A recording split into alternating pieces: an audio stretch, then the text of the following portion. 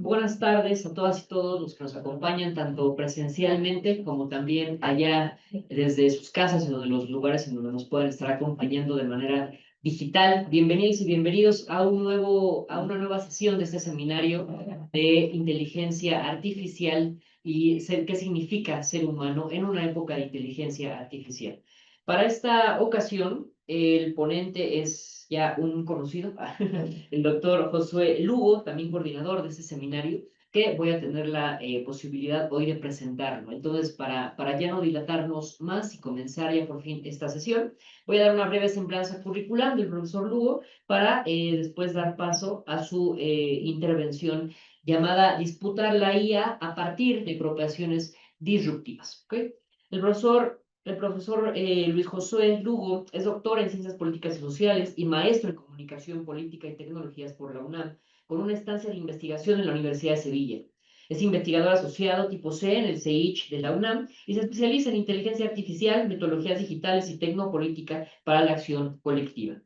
Ha coordinado más de 20 proyectos, publicado 3 libros, entre ellos Guía Ética para el Uso de la Inteligencia Artificial, y dirige el Laboratorio de la Inteligencia Artificial, Sociedad e Interdisciplina.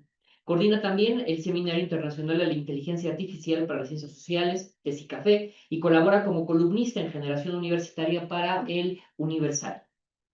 Ha impartido más de 30 asignaturas en universidades como la UNAM y la Universidad de Santiago de Chile y ha participado en eventos con instituciones como Toronto, la Complutense de Madrid y la Pontificia en Chile.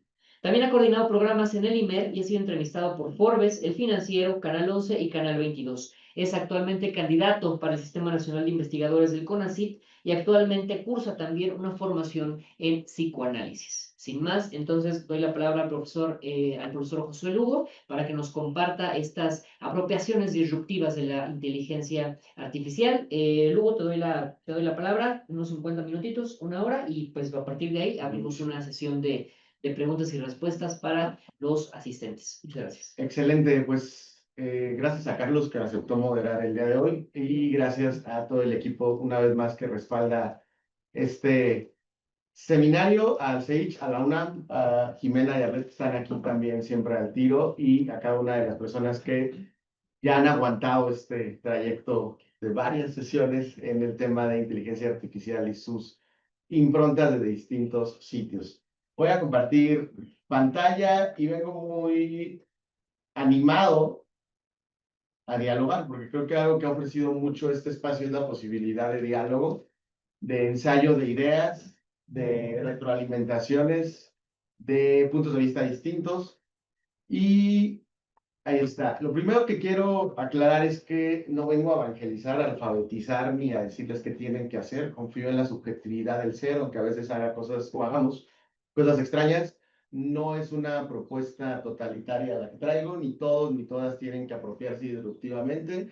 Y soy profundamente respetuoso de éticas políticas que no quieran acercarse a la inteligencia artificial. De hecho, puedo decir que les admiro, pero en mi caso me toca entrar como alfabetizador en otros espacios, me toca entrar como evaluador de impactos sociales, pero no me gusta quedarme solo con las manos cruzadas y como una posición epistemológica y ontológica, pues intentar aportar algo es uno de mis puntos, pero no es generalizable. Insisto mucho, no se sientan obligados o obligadas después de esta sesión a usar IA, ¿sí? Porque de pronto podría parecer eso y no. Luego,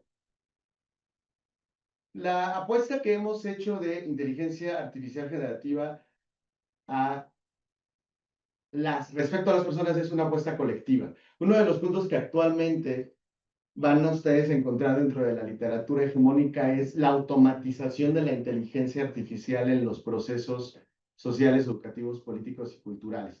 La foto 2, no hay inteligencia artificial, son niños y niñas de la Escuela de Periodismo para Niñas y Niños, con quienes en procesos de alfabetización digital con un grupo que en ese momento éramos jóvenes, ahora ya casi todos somos señores.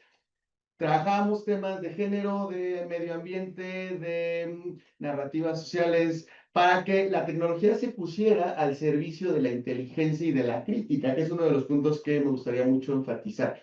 Retomando a Priani, pensar las tecnologías y ahora la inteligencia artificial como tecnologías epistémicas, tecnologías culturales. Fernando Peyronel las nombra como posibles objetos culturales que generan interrelaciones o en términos constructivistas, como Nuria Valle señalaría, son artefactos que implican interrelacionalidades de distintos caracteres y que por supuesto pueden ser herramientas de tecnopolítica. La primera foto es un diálogo que tuve hace 15 días con colegas de la Prepa 5. Al principio llegué y la primera pregunta fue ¿cuántos de aquí usan inteligencia artificial? Y solo levantaron la mano cerca del 20%. Y al final les dije, ahora sí, ya díganme la verdad, ¿cuántos de aquí usan inteligencia artificial? Y cerca del 80% levantó la mano. ¿Cómo la están usando? ¿Para qué? No lo sé, pero otro de los puntos, de las premisas que quiero establecer es, ya se está usando y mucho, ¿sí? En distintos sitios que han sobrepasado las brechas aún y con toda la perpetuidad de brechas de las que nos habló la doctora Almarosa. La tercera foto es poderosísima y está Gabriela junto a Lulú. Gabriela es directora de Albergue Tochal, Lulú es una madre buscadora y Lulú es otra de las, encabeza otra de las colectivas que están reconstruyendo a sus desaparecidos con inteligencia artificial generativa en una autoformación y en una ciencia ciudadana como lo ha analizado Salvador Vital. Y abajo están colegas del Autónomo de Quintana Roo, que son parte de los estados con mayores brechas, que están también haciendo algún tipo de alfabetización y apropiación disruptiva. Y bueno, hasta la última parte está los espacios que hemos abierto aquí en el CEICH con una perspectiva colaborativa, libre y en donde pueden entrar varios y varias personas, como es el caso de este seminario, a dialogar.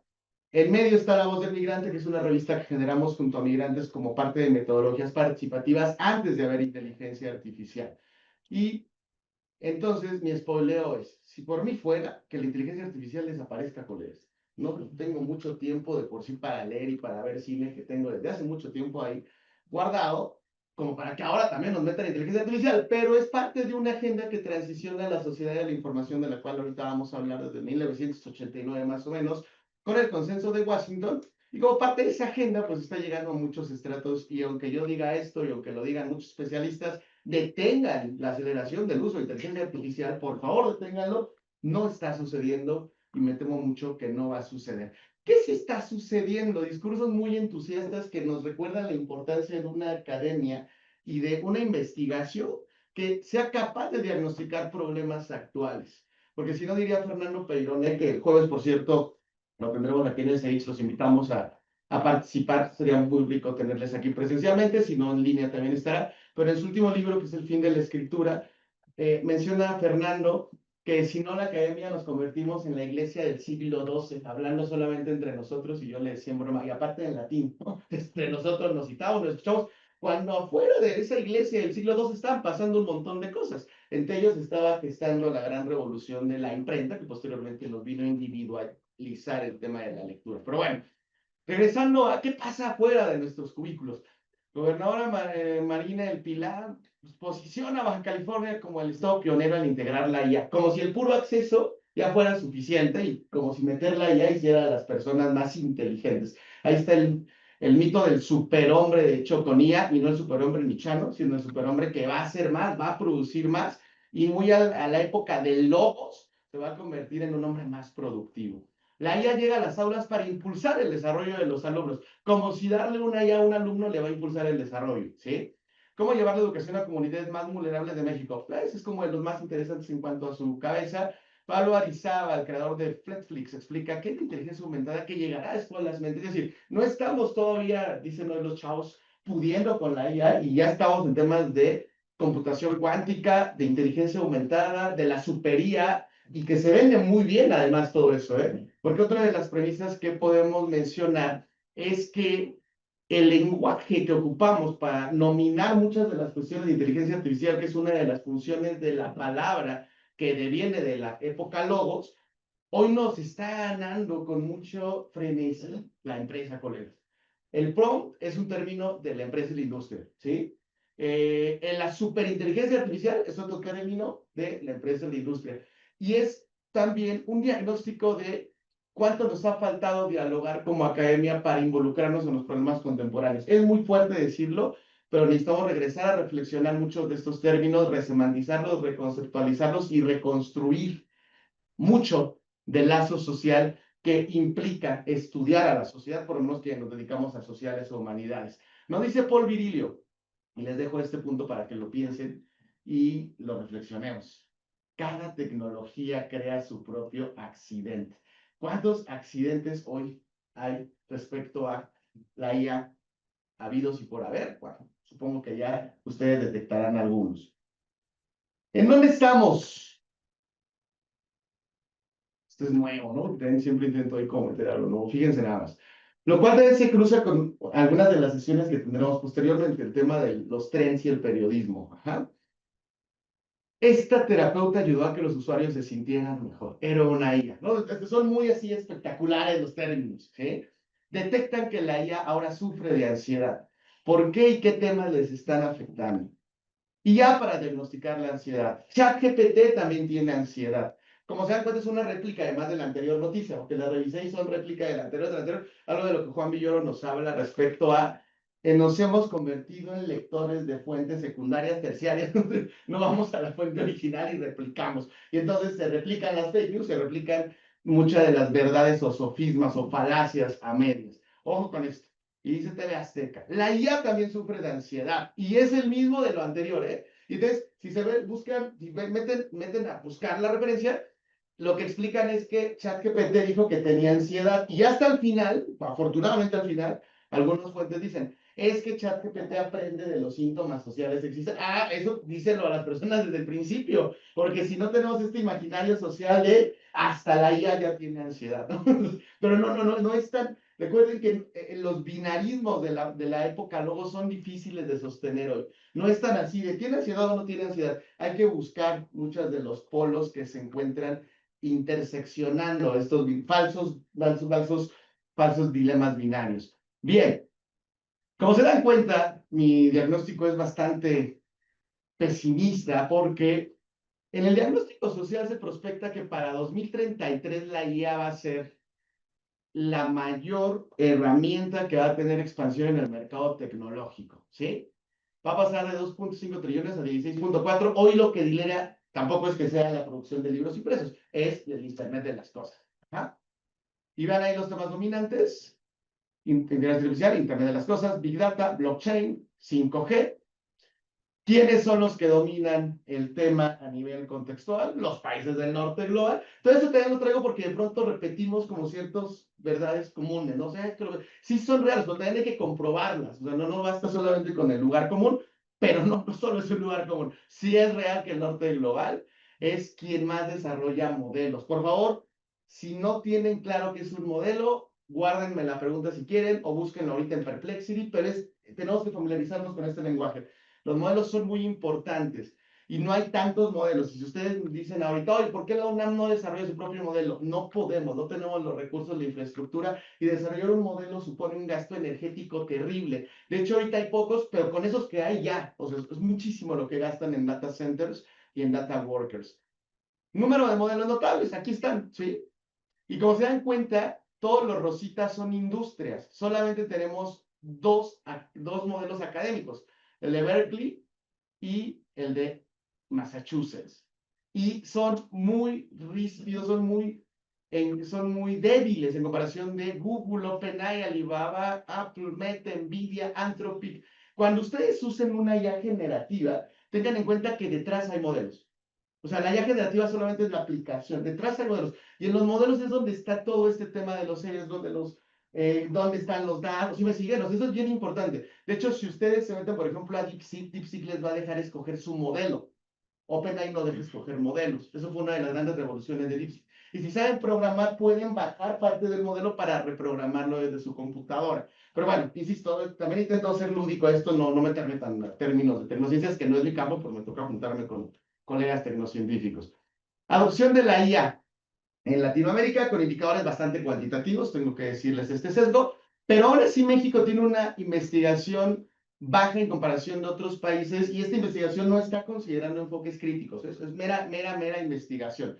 Es decir, México se encuentra casi a la par de Colombia y República Dominicana, no lidera las áreas de investigación en IA. ¿Qué consecuencia puede tener esto? Busquen, por favor, creo que sí lo coloqué, no recuerdo, hay una propuesta que se llama LATAM IA. Es una propuesta de un modelo hecho por universidades del sur de América, no está ninguna mexicana. Es bien interesante este modelo porque está intentando ser lo que antes fue el Telesur de los medios, que fracasó, pero ahora intentando serlo un modelo hecho con datos de entrenamiento de Latinoamérica.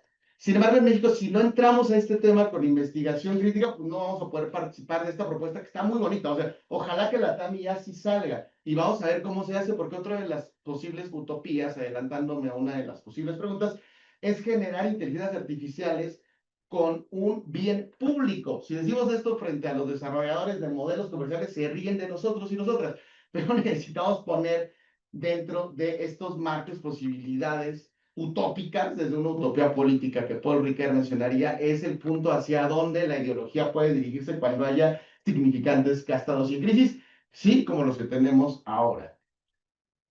Ahora, la IA no está en la nube, hay que recordarlo, la IA es un asunto material, humano y simbólico, ¿sí? La IA se alimenta de litio, de agua, de seres humanos, o sea, no visualicen un ser humano así atravesado por mangueras, no, son data workers, aquí Arlet le tocó conocer un data worker que a lo mejor ahorita está observando el evento, porque está metiéndose a todos los eventos, un data worker mexicano, que son quienes entrenan los campos de la inteligencia artificial. Que recuerden, las visiones más críticas de la IA dicen, a ver, no estás hablando ni con una inteligencia, ni con un ser humano artificial, estás hablando con patrones estadísticos vectorizados a través de un conocimiento que ya se había creado por el ser humano. Y entonces, avanza el tema y comienza a haber data workers, sobre todo en Kenia, que están nutriendo contextualmente a la IA con temas como, por ejemplo, qué es el canibalismo. Y el humano le tiene que explicar qué es el canibalismo. Con temas, por ejemplo, qué hacen académicos reunidos en un seminario discutiendo qué es ser humano en tiempos de IA. Y esos datos son los que posteriormente se vectorizan cuando nosotros tenemos lo que hoy se llama prompt, ¿sí? Pues bueno, no está en el aire, ¿no? Es una de las falacias que también giran respecto a la inteligencia artificial. Si lo vamos bajando entonces a un tema generacional, encontramos que las generaciones más jóvenes conocen mejor la IA, 72% de la generación Z, y hay una brecha etaria muy clara en tanto entre más edad se tiene, hay una correlación a más desconocimiento de la IA, y a nivel cualitativo en lo que hemos trabajado en talleres, más resistencias de muchos tipos también hay hacia la inteligencia artificial, que Fernando Peirone nos va a platicar precisamente que esto genera una brecha de comunicación muy fuerte entre generaciones, porque además hay generaciones que no les vas a poder quitar los emojis. Los emojis ya son parte de su sistema de comunicación y el emoji en sí mismo ya implica todo un artefacto de emociones, de relaciones, de incluso esta serie de adolescentes, ¿no? De bullying, de cuando encierra en el segundo capítulo el hijo al detective y le dice, papá, no estás entendiendo nada, esto no se resuelve platicando con las personas. No le dices una etnografía digital, pues sí le dice, ve y observa las redes e interpreta los emojis. Estas brechas de comunicación que cada vez observamos más se van a amplificar con inteligencia artificial, además de muchas de las brechas que ya nos habló la doctora Alma Rosa. Y lo que ya les había comentado en sesiones anteriores, en México ya se presentó el Observatorio de Inteligencia Artificial, que necesita problematizarse de forma crítica, porque si no vamos a replicar los mismos errores de los cuales venimos saliendo, intentar salir desde los programas de enciclomedia por ahí del año 2000. Pensar que dotar de inteligencia artificial a las personas, a las comunidades, es suficiente para que la gente, ¡pum!, mágicamente se convierta en una persona más inteligente, en una persona con más inteligencia emocional, que le resuelvan la ansiedad. Imagínense, o sea, ¿cómo una IA te va a resolver la ansiedad? Ajá. ¿Cómo se puede utilizar como una herramienta de apoyo? Puede ser quizá una pregunta, y no lo sé.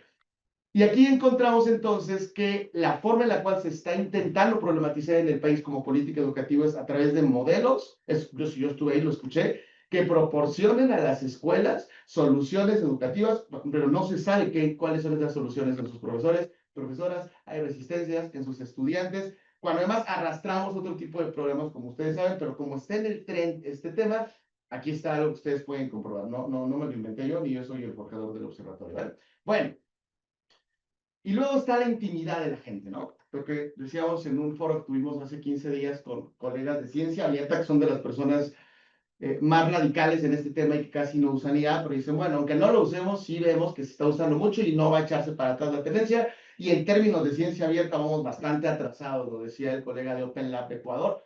Y después comentábamos en este diálogo que de pronto también hay closeteros de inteligencia artificial, es decir, gente que usa la IA en su intimidad y privacidad, pero le da pena decirlo en el aspecto público. Ajá.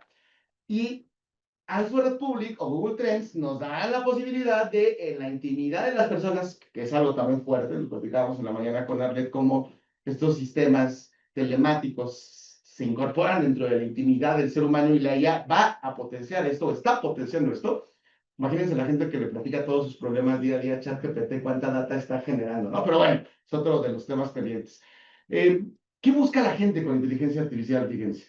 IA sin censura, IA sin límites, IA sin internet, inteligencia artificial para crear imágenes gratis. Juego que tengo con el boom de estudio. Inteligencia artificial, ¿cómo funciona? Inteligencia artificial con voz. Inteligencia artificial a favor y en contra. Inteligencia artificial a futuro. Inteligencia artificial a favor. Y encontré otros que era cómo hacer tareas con IA, cómo hacer un ensayo con IA.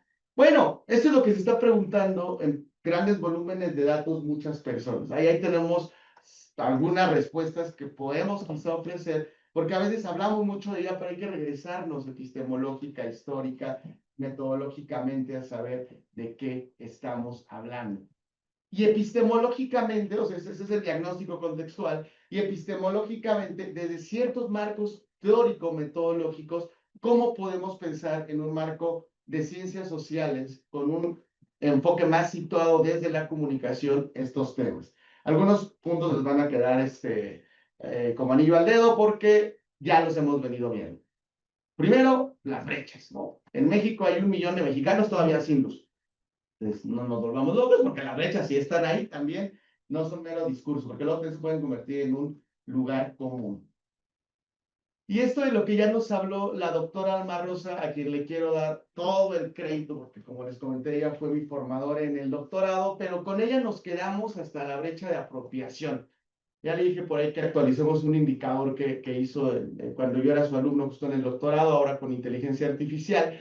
Y además de estas brechas, que no voy a repetir las definiciones, que ahí las sintetizamos de forma muy concreta, tenemos también hoy la brecha de participación que Pippa Norris ya detectaba desde el año 2001 y que en ese momento decían como de cómo se fijan en ese tema si hay que fijarnos en otros, pero hoy es una realidad. ¿Quiénes pueden participar en el espacio público, en el etos y en las decisiones de carácter político con una mediación de tecnología? Pues pocas personas. Esto es una de las utopías de la administración pública entusiasta. Que las decisiones se tomen con ella, espérame, porque eso va a potenciar las brechas de participación política, ¿sí? Brechas de experienciación. La experiencia ligada a la posibilidad o no de querer o no querer usar inteligencia artificial. En los talleres que hemos encontrado, así lo voy a decir, grandes investigadores e investigadoras, que son, es Nino de mil, dicen hoy los memes, pero que cuando se enfrentan a querer usar ChatGPT no pueden abrirlo. Y entonces el proceso de frustración es no, me voy, que lo hagan los becarios. O sea, ahí el tema sí puede ser político, de ideología, pero hay un tema de acceso que está impedido por lo que también la UNESCO había llamado como la brecha cognoscitiva. Que acá lo estamos pensando como brecha de experienciación, no hemos trabajado tanto el concepto, pero lo encontramos en las experiencias cotidianas de los talleres que vamos dando. O al contrario, también jóvenes que ya son súper expertos en IA, y entonces bajan el ensayo con IA, pero ahí hay que trabajar al contrario, decir, espérame, lo que te acaba de dar la IA es una vectorización de información que hay que comprobar y que hay que citar en APA. Es decir, hay que ir explorando diagnósticos y situaciones particulares de cada escuela, grupo, lugar en donde estemos trabajando el tema de inteligencia artificial respecto a las experiencias. Ahí tenemos un proyecto que estamos trabajando, pero ya después lo platicaremos cuando haya ciertos resultados. Y una brecha que me encontré bien interesante, encontré dentro de la literatura que revisamos para actualizar el concepto, encontramos dos brechas muy de los supersónicos. La brecha de responsabilidad, que la trabaja Santoni y Mecacci, y lo que implica es, la IA tiene un efecto social. Un poquito, ahí podemos meter el debate que ya proponía Preni respecto a la agencia de inteligencia artificial. Va. Llegó alguien y plagió un texto. ¡Pum! ¿De quién es la responsabilidad? Ah, pues evidentemente de la persona que plagió. Sí, pero lo hizo con Aitor AI que desarrolló Uriel. Pero pues yo usé el modelo que desarrolló Meta. Pero pues yo estoy con Mario Delgado de la SEP y él me dejó. Esa brecha de responsabilidad cada vez la vamos a ver más. ¿Sí? Uriel es programador de carros automatizados con IA. Atropellado a mi perrito. Uriel, es tu responsabilidad. No, yo no, es que quien me lleva a redes es Jimena y Jimena le dijo a las personas que no atropellaba perritos porque el perrito es un patrón no reconocible. Es la de redes. No, yo no soy el de redes, me supervisa. Esa brecha de responsabilidad, incluso hoy la tenemos mucho cuando se presentan trabajos que dictaminan antiplagios, que es otro tema muy peligroso, ¿eh? Que el antiplagio te dictamine, es horrible. Hay que tener comités de seres humanos que estén capacitados para interpretar los antiplagios. ¿Pero de quién es? Ah, no, pues es de Alberto. Alberto, no, pues fue mi asesor que no me revisó. No, pues yo no fui, fueron el comité revisor que no se dio. Esta brecha de responsabilidad va a acentuarse, nos dice Santoni y Mecachi. Y hay otra que no coloqué aquí, que es la brecha robótica. Y la brecha robótica es ligada a la brecha de participación. ¿Quiénes van a poder incorporarse a temas de servicio público cuando la inteligencia artificial sea la que medie? Hoy no hay que ir tan lejos. El ECUR, pues es ECUR, tienes que meterte a ECUR, sacar el trámite. Y nos dice Fernando Peirone que eso lo va a tratar más con más calma el jueves, que en los estudios que él ha hecho en Argentina, se da cuenta que los adolescentes y jóvenes les resuelven los trámites a sus abuelos, ¿sí? Y que los abuelos llegan y le dicen, oye, es que no sé sacar mi CUR, ¿me ayudas? No, no te ayudo, yo lo hago porque me desespero explicando. Entonces, esa es una de las tendencias que he encontrado. Pero entonces, ¿quién alfabetiza a todas las personas que no están pudiendo formar parte ya en este momento de trámites digitales que tienen que ver con servicio público? Me quedan como 20 minutitos, ¿verdad? Vamos bien. Sí, vamos bien, vamos bien. Perfecto. Este paper lo publicamos un poquito recopilando esto, lo pueden consultar, lo publicamos en las redes del Laboratorio de Inteligencia Artificial, y si no me lo piden por correo, y actualiza un poco este debate, aunque es apenas exploratorio, porque lo hicimos creo que hace un año, entonces hay más todavía que reflexionar. El tema de la sociedad de la información, que ha trabajado mucho Alma Rosa, que tuvimos aquí, y la doctora Delia Crovi, aquí les dejo un videito para después que lo vean. En términos muy sucintos, ayer discutíamos en un diplomado, bueno, ¿y a quién le beneficia la IA? Creo que la mirada tiene que ser histórica. La IA está asociada desde una perspectiva social al discurso de la sociedad de la información. Se está peleando si fue en Francia o en Estados Unidos, no hagamos caso ahorita de esa pelea de centros. Lo que sí es que en los 60 alguien dijo va a haber una sociedad de la información, que Cassés la rastrea como sociedad de la información, que Peter Drucker la rastrea como sociedad del conocimiento, que Echeverría la rastrea como el tercer entorno. Bueno, hay distintas formas de nombrarlo, es preía todo esto. Y en los días de la información se dice frases como hoy, varias que ya son un sintagma fijado. La información es poder, por ejemplo. Porque entonces, la materialidad que genera una plusvalía y que genera una ganancia extra, dicen los creadores de este concepto, ya no va a estar solo en el trabajo productivamente material, también va a estar en el trabajo de valor simbólico y en el trabajo informacional. Esto se potencia y, según Delia Crovi, se actualiza en el consenso de Washington a finales de los 80, y en el consenso de Washington, empresas, estados y algunos entes públicos acuerdan que la sociedad de la información va a ser el paradigma hacia donde va a voltear gran parte de la agenda informacional. Desde ahí se puede rastrear cómo el norte global va por encima del sur global, la falta de programas de política pública, la falta del seguimiento de las brechas que hoy ya están acumuladas, como nos decía la doctora Alma Rosa, y los desequilibrios y oportunidades que se dan solo para algunos sectores. Después de ahí hay un texto extraordinario de la doctora Alma Rosa en donde sigue todas las políticas y legislaciones que ha tenido la sociedad de la información. Llega la pandemia, y en pandemia quién sabe qué pasa, y en 2022 surge la IA, y ahí tenemos este punto tal. ¿Cómo la sociedad de la información se puede entender? Es un reto seguirlo problematizando. Hoy algunos autores hablan de la sociedad del poscapitalismo, de la posvigilancia. No nos terminamos de poner de acuerdo, y, spoiler, había una esperanza que era transformar la sociedad de la información en una sociedad de la información y el conocimiento. Y la utopía era, que no la dejaría de lado, que la información sirva para empoderar a grupos sociales que a través de una labor pedagógica y de una intervención del Estado convirtieran esa información en conocimiento. Y hoy muchos autores que plantearon el concepto dicen, nos equivocamos. Entonces, no fue el conocimiento, es una sociedad de información de la mercantilización.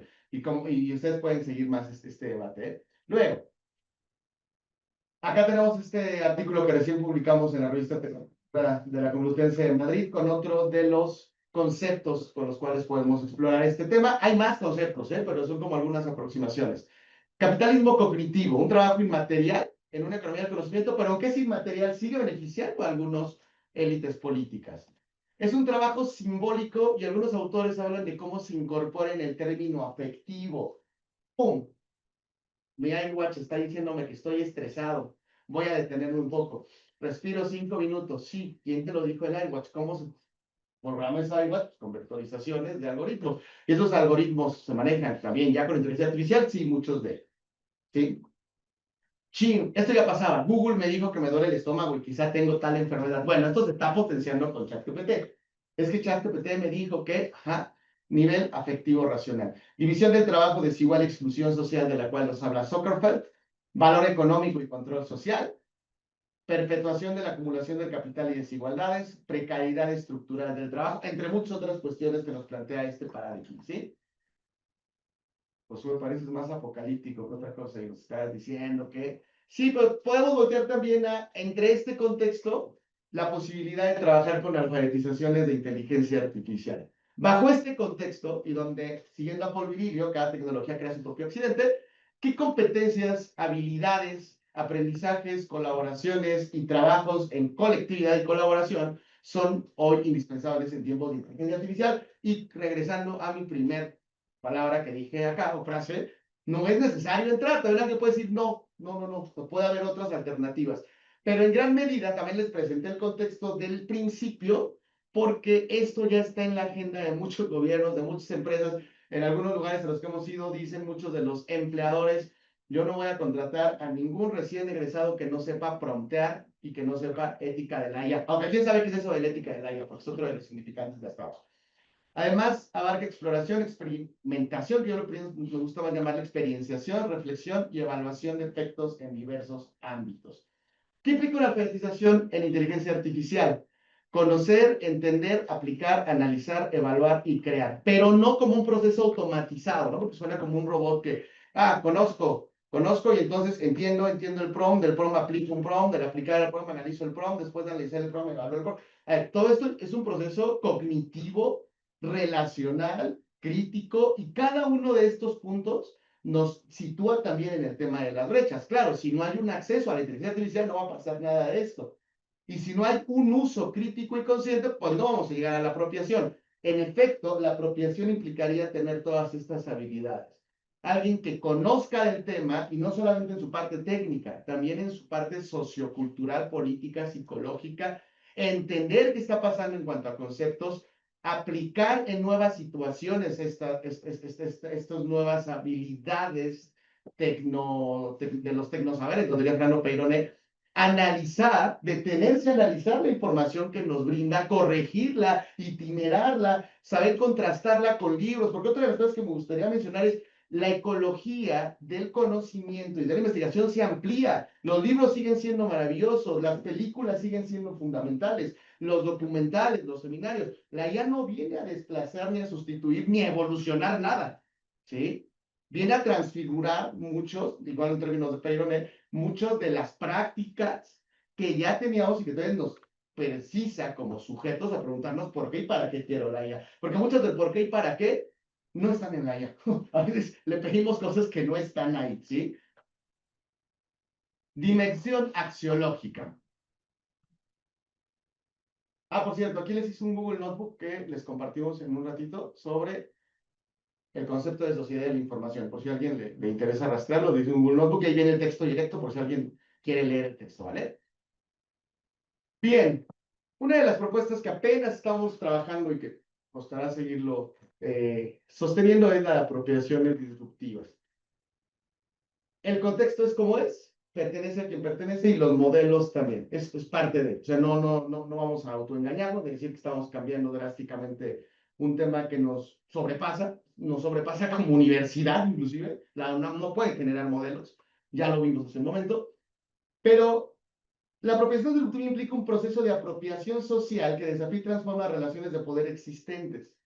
Lo disruptivo se refiere a formas de resistencia que cuestionan estructuras de poder del capitalismo cognitivo y de la vigilancia. Ahí están autores con quienes estamos dialogando. Y esto implica herramientas para visibilizar identidades marginadas, desafiando las normas tradicionales de representación y reclamando espacios de agencia, lo cual supone un saber hacer frente a las brechas. Si se desea, si no, no, vuelvo a insistir, ¿sí? En conjunto, es un acto creativo que permite adaptar tecnologías a contextos específicos y actuar como un medio para cuestionar y reconfigurar dinámicas de poder establecidas. No vamos a cambiar el capitalismo cognitivo tal cual, pero sí se pueden subsanar, solventar algunas brechas, competencias, algunas alfabetizaciones, visibilizar temas en espacios y agendas públicas, provocando un uso responsable y ético mediante una innovación social y colectiva en un entorno de desigualdades estructurales. Tenía mucha duda de poner el concepto de innovación social, pero no es este concepto de emprendimiento, de coaching del Instagram. Es desde Inenarity, que me parece muy serio cómo lo aborda Inenarity la innovación social, desde su dimensión colectiva y simbólica, no desde el emprendimiento así, sí, mírate al espejo y eres el mejor. Se asume entonces que el diseño tecnológico no es determinista, se reconoce el potencial de resignificar constructivistamente la tecnología, se entiende la reapropiación como una práctica que puede implicar una subjetivación política de resistencia, se orienta la tecnología hacia la satisfacción de necesidades sociales urgentes, que hay siempre relacionadas a la subalternidad. Se promueve una noción de bien común y de utilidad pública, se incorpora una creatividad transformadora, que Wright Miles ya nos hablaba de ello con otro concepto en los años 60, que es un concepto muy bonito, que es la creatividad epistemológica. Para quienes lo leímos en licenciatura, a mí me gustó, me cambió la forma en cómo observé la investigación. Asumir una dimensión ética y política en uso de la tecnología, o no asumirla, porque el no asumir es una posición política también, y encontrar otras alternativas. Yo vuelvo a insistirlo mucho. Fomentar pensamiento crítico, autonomía y construcción colaborativa del conocimiento. En el texto que les mencioné de la Complutense, proponemos una dinámica que se llama Biblioteca de Prompts Colaborativa, que llevamos varios años trabajando con varias universidades.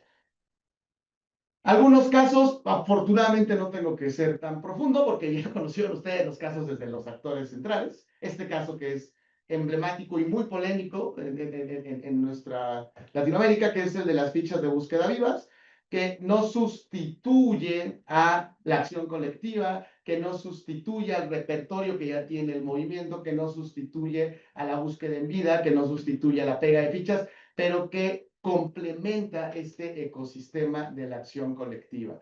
Usan la IA para reconstruir desaparecidos en medio de lo que Lulú, una de las más buscadoras, a la que les mostré al principio, menciona como esperanza activa, que me parece un significante muy ligado a la subjetivación política.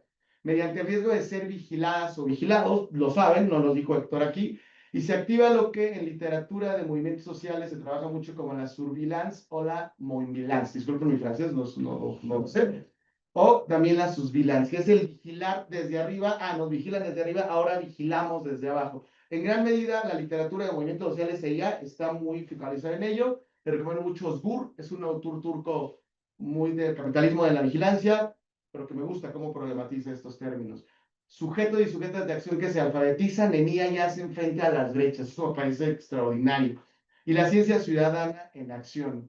Con Edgar Zúñiga y con Bruce Tornay estamos a punto de publicar un texto sobre todo esto, pero no voy a ahondarlo tanto porque ya lo pudieron ustedes escuchar junto al colectivo Luz de Esperanza. Miguel Barrera platicó parte de esta experiencia también, que es en la Universidad Autónoma de Quintana Roo se están generando talleres de alfabetización digital en una de las zonas con mayores brechas y con metodologías situadas que implican métodos constructivistas, no desde una perspectiva técnica de llegar y darles si hay acceso ya, sino trabajar desde una parte de cosmovisión, cultura y apropiación en los niveles que hemos venido trabajando el día de hoy. E inclusive, recuerdo que me invitaron a uno de sus eventos y hicieron unos cuentos, no sé si se los contó aquí Miguel, pero hicieron unos cuentos muy lindos combinando cosmovisiones mayas con algunas herramientas de imagen que después tenían que verbalizar y presentar. Fue una hibridación linda. Y ojo, no están obligando a las personas a estos cursos, talleres. Las personas se inscriben, ahí es donde Miguel, no sé si les contó, pero se dio cuenta que llegó mucha persona adherente a comunidades mayas y dijo que tuvo que practicar su mayañol y bueno, y cosas bastante interesantes. Itzel nos habló también de Olimpia, y aquí Itzel lo dijo de otro modo, pero para retomar su idea, cuando se refería a que es muy paradójico que lo estén haciendo a través de WhatsApp, ¿se acuerdan? Es porque están utilizando el modelo de Meta. O sea, el modelo lo vamos a tener que utilizar. No tenemos otros modelos. Hay que buscar modelos más libres, hay que buscar modelos más agentes, hay que buscar modelos más abiertos. Esa sería una provocación que les dejaría. Situarse en un modelo es una decisión política. Sé que es muy cliché lo que acabo de decir, pero no es lo mismo utilizar ChatGPT a utilizar Hugging Chat. Y no es lo mismo utilizar DeepSeek a utilizar Cloud AI. Y de hecho, Cloud AI, que es desarrollado por Anthropic, tiene un código de ética. Es el único que tiene código de ética. Y Cloud AI eran hackers que pues, tuvieron que pagar la renta. Y entonces, como tenían que pagar la renta, tuvieron que abrir su modelo, un modelo mixto. Pero es un modelo bastante interesante. Entonces, si ya no les queda duda en algún momento o si ya se metieron a este tema, piensen qué modelo quieren utilizar, porque cada modelo tiene su propia particularidad. Este es otro de los proyectos de apropiación disruptiva. Va a estar con nosotros y nosotras en la última sesión la creadora de Axolotl, que es un traductor náhuatl de español que funciona fuera del algoritmo de Google. Eso fue muy interesante, ¿eh? Muy, muy interesante. Y ahorita Jimena, que es quien lo desarrolló, una colega tecnocientífica que admiramos bastante, está trabajando este tema con inteligencia artificial y le está costando un montón porque justo no quiere utilizar los modelos hegemónicos, pero es muy difícil que ella haga su modelo imposible.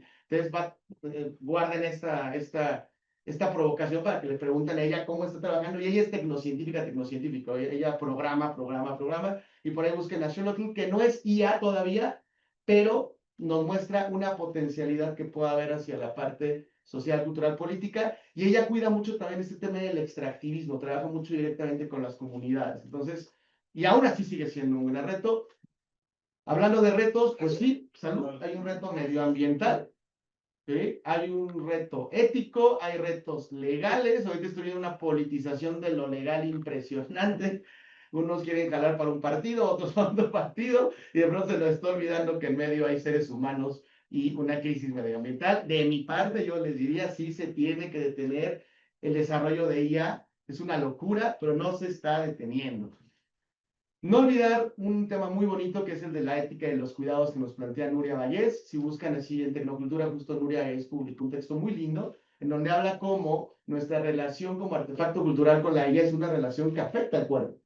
Aquí en una de las clases les preguntaba a mis alumnas y alumnos, a ver ustedes, colegas, ¿qué síntomas tiene su cuerpo cuando se estresan mucho con la tecnología, no con la IA? El ojo se mueve, gastritis, colitis, alguien me dijo que aparecía con la quijada chueca. O sea, hay un tema de ética de los cuidados importante a considerar que Nuria Vallés lo problematiza bastante bien. Finalmente, invitarles a este esfuerzo colectivo y colaborativo que estamos haciendo de este laboratorio de sociedad e interdisciplina. Son varios los eventos y talleres que tenemos. Nuestra intención es fomentar estas alfabetizaciones digitales, procesos de escucha, experienciación, de un uso disruptivo de la IA.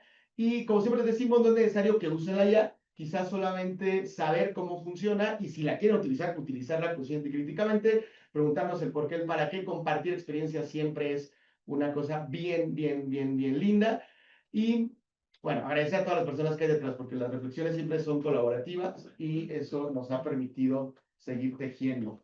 No es un tema menor, colegas. Les invito a que lo comprueben. Quien tenga Facebook o tenga Messenger en su celular, abra su celularcito, abre el chat de Messenger. Después del chat de Messenger dice una cosa, menú. Abren el menú y el menú le ponen chatear con una IA. Se van a sorprender cuáles son los chats que en este preciso momento están utilizando muchos y muchas colegas en su closet privado e íntimo.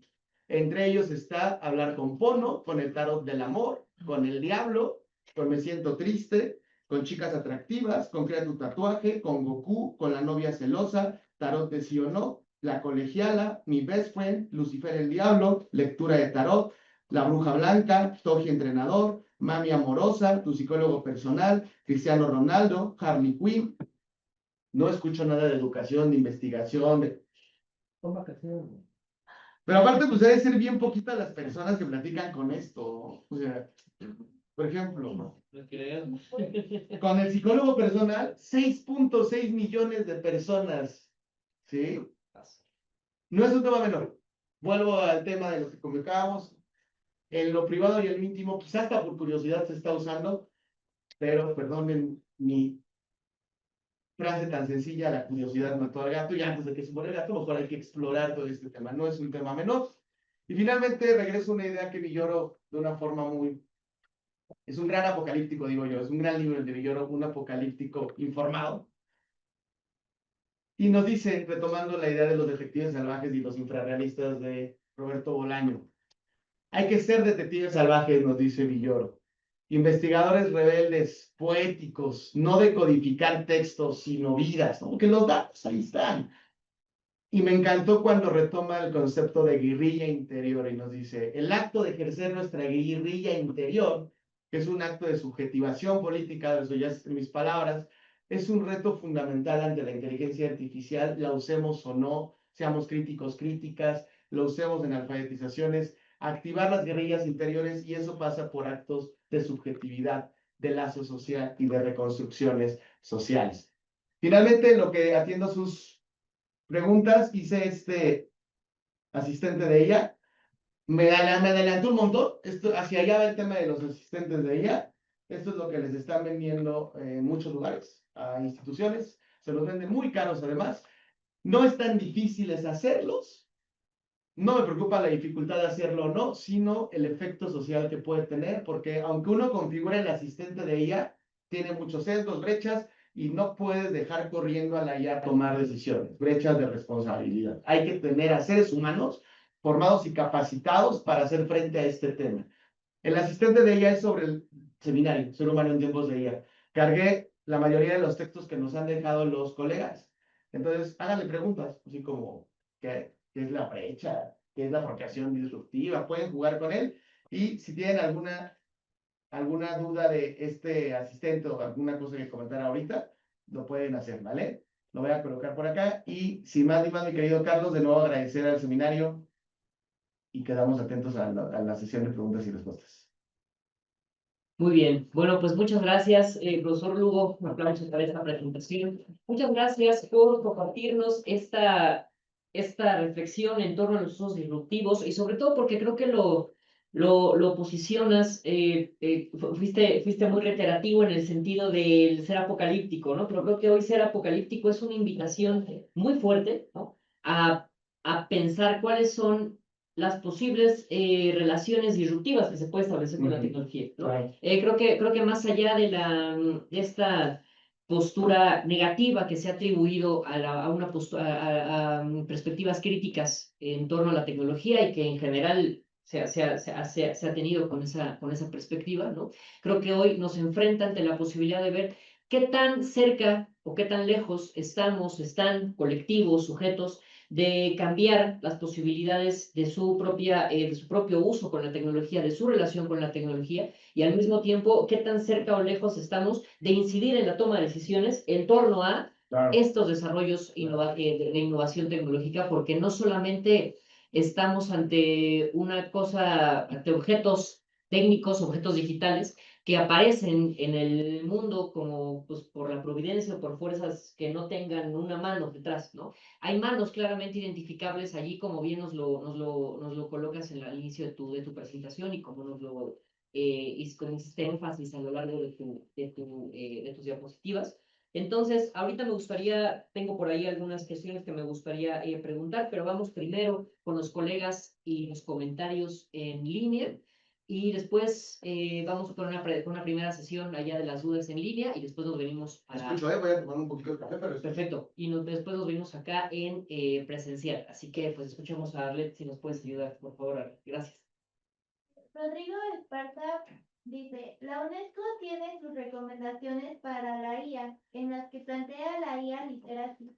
Pero mi pregunta es, si no hemos sido capaces de proveer alimento y garantía de los derechos humanos para un 100% de la población, ¿cómo nos hacemos de la IA si lo elemental no está cubierto? A propósito de las brechas. Creo que voy respondiendo una a una, ¿no? Creo que hoy nos da, Ok, sí, nos da tenemos chance. tiempo para ello. Y ya si se juntan muchas preguntas, vamos Venga. viendo. Gracias por la pregunta, Rodrigo. Es un eterno dilema si nos quedamos en la estructura o si pasamos de la estructura a la subjetividad y a la subjetividad en una dinámica de grupos.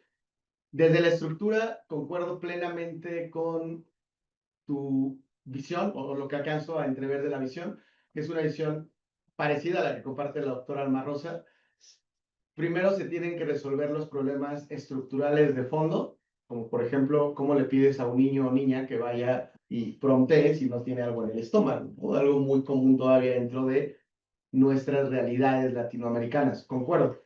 No tenemos que dejar de lado el tema estructural. Para mí, por ejemplo, cuando hablamos del tema de desapariciones y cómo reconstruyen con IA, la IA es solamente el significante. El significado tiene que ser la lucha porque el Estado reconozca esas desapariciones y haya atención real al problema de la seguridad que padecen y padecemos en muchos estados, con más ahínco en algunos. Y creo que no hay que dejar de lado esta crítica estructural, esta crítica desde la economía política, el ir colocando las IE dentro de los elementos estructurales, pero eso lo estamos haciendo aquí, fuera de nuestro seminario. Yo quedé muy sorprendido, ya ni modo a ver si no me quemo, pero en este observatorio, cuando les ofrecían a las instituciones estos asistentes como lo que les puse acá, con muchísimo dinero, y las instituciones decían, yo quiero, yo quiero, yo quiero, instituciones públicas, que no, o sea, vaya, no estoy responsabilizando a sus rectores o rectoras, no tenían la alfabetización en IA para comprender que lo que les estaban vendiendo, perdónenme como se los voy a decir, eran espejitos. Hay modelos muy bien hechos, ¿eh? Y ahí también hay asistentes muy bien hechos, hay gente seria que se dedica a esto. Pero si no somos capaces de alfabetizarnos y enfrentar este tema desde nuestros propios espacios, no seremos capaces de ponerlo en común con otras personas y de hacer un frente crítico a la situación del capitalismo algorítmico con todos sus desfases, incluido el desfase emocional. Porque cuando se mete en la subjetividad del capitalismo, pues es que se metió el chip ya a lo más profundo de nosotras y nosotros. Y entonces estamos en desfases continuos, en discontinuidades, en donde por un lado la narrativa dominante entre jóvenes y adolescentes pueden ser los emojis, pero en otros lados la narrativa dominante no alcanza ni siquiera a lo digital porque tenemos 1 millón de personas en México sin luz. Pero en otro lado, ya hay gente en empresas que les está diciendo a recién egresados de públicas y privadas, oye, si no sabes promptear, no te contrato. Y por otro lado, la narrativa es universidades que están incorporando y obligando a sus profesores a usar IA. Y si están en esa situación, les entiendo que odien la IA. No hay peor cosa que lo que uno odia, ¿no? Cuando íbamos a la primaria y te mandaban a tomar apuntes forzosos a los museos que ni disfrutabas la obra. Un poco estamos en la situación. Y hay universidades con una posición más de alfabetización crítica, es decir, hay muchas realidades.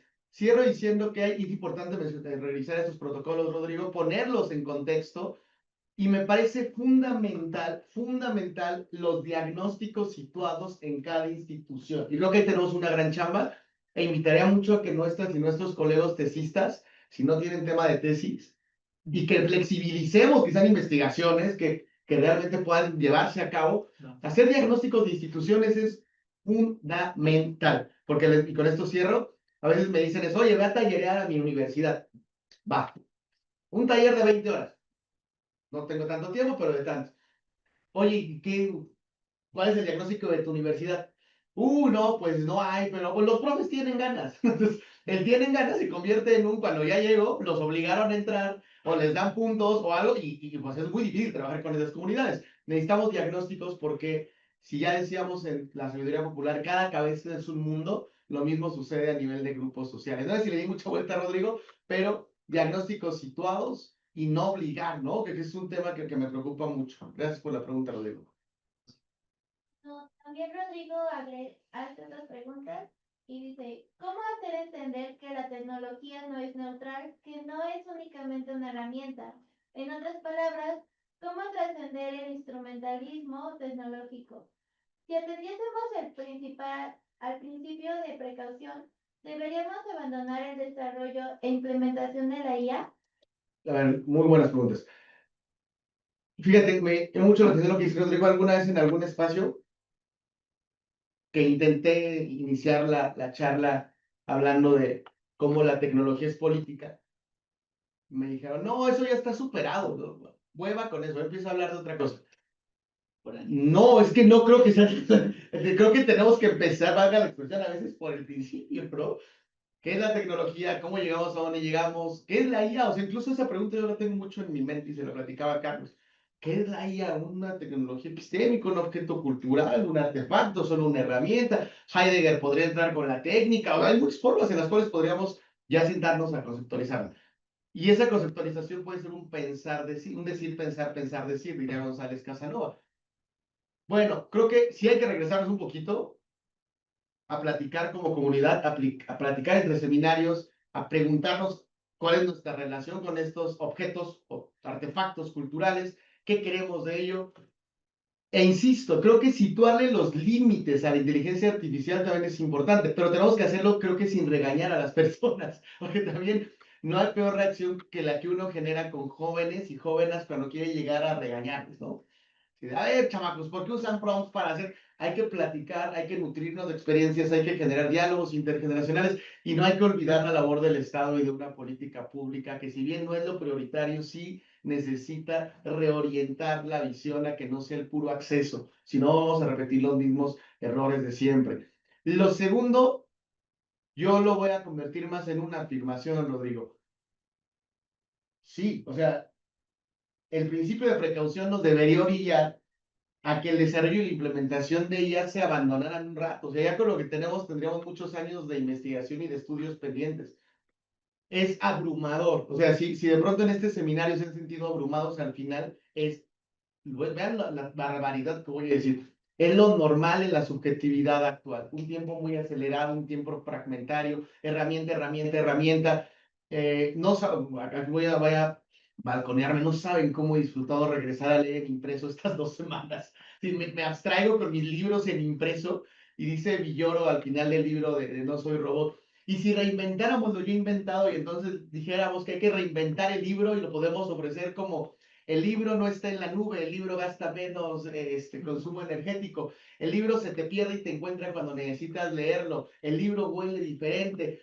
Hay que repensar un poco todas las formas culturales que también tenemos, ponerle límites a la inteligencia artificial. Y lo triste, digamos, de esto, estimado Rodrigo, es que esto lo podemos decir aquí, pero los desarrolladores y tomadores de decisiones no están en este culto, están en otro completamente distinto. Y eso es lo que preocupa y lo que particularmente me ocupa para intentar establecer marcos de diálogo sin perder la crítica ni la ética, pero sí, a ver si cae algunos 20 y si no cae, pues nos caen entre nosotras y nosotros.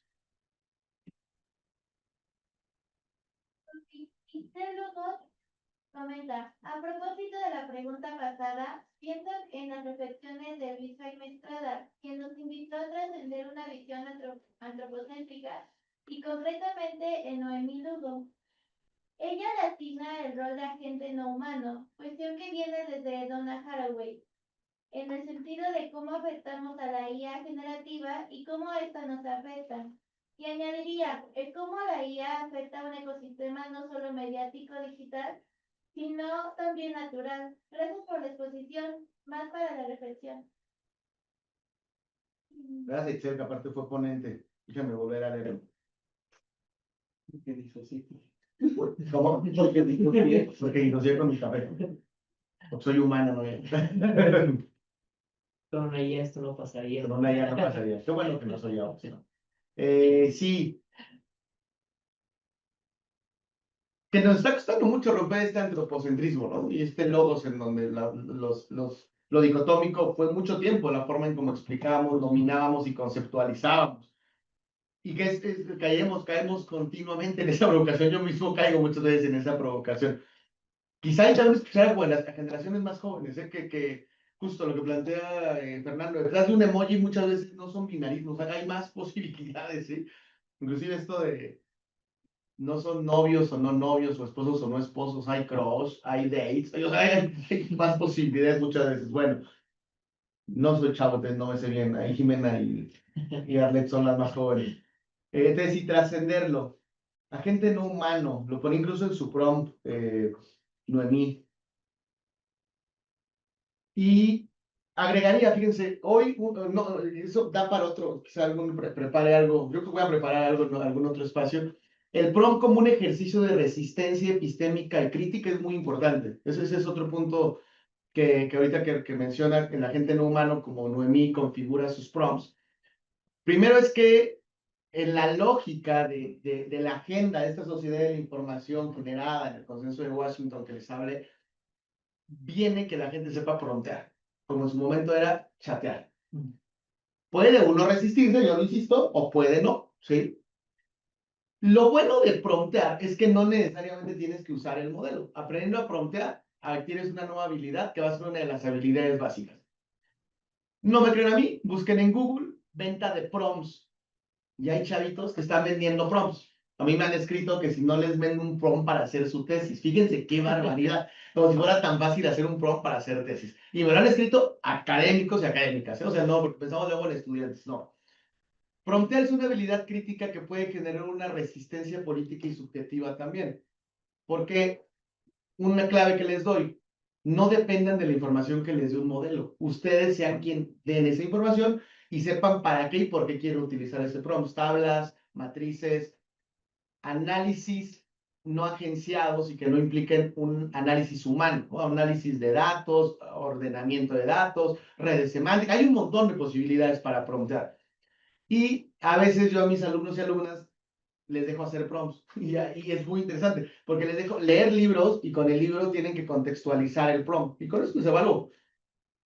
Y en el ejercicio de generar una contextualización de un prompt hay un ejercicio crítico. Tienes que leerlo, si no te da una alucinación ya la respuesta. Bueno, ese es un elemento interesante. El prompt como un espacio de resistencia, como un espacio de agencia, e inclusive algunos ingenieros, fíjense, ingenieros, no gente de sociales, dicen que saber promptear es una nueva forma de ingeniería social y de una nueva programación social. Es interesantísimo y no es fácil, ¿eh? No es fácil y te puedes desesperar y te puedes comer rápido lo que te dé la IA y hay que escoger tu modelo. O sea, generar todo esta ingeniería de prompt, como le llaman desde las tecnociencias, es un reto que podríamos asumir desde las ciencias sociales. Bien, ¿qué más quería darle? José Fernando comentó, muchas gracias, doctor José, un deleite escucharle. Me quedo con apuntes significativos.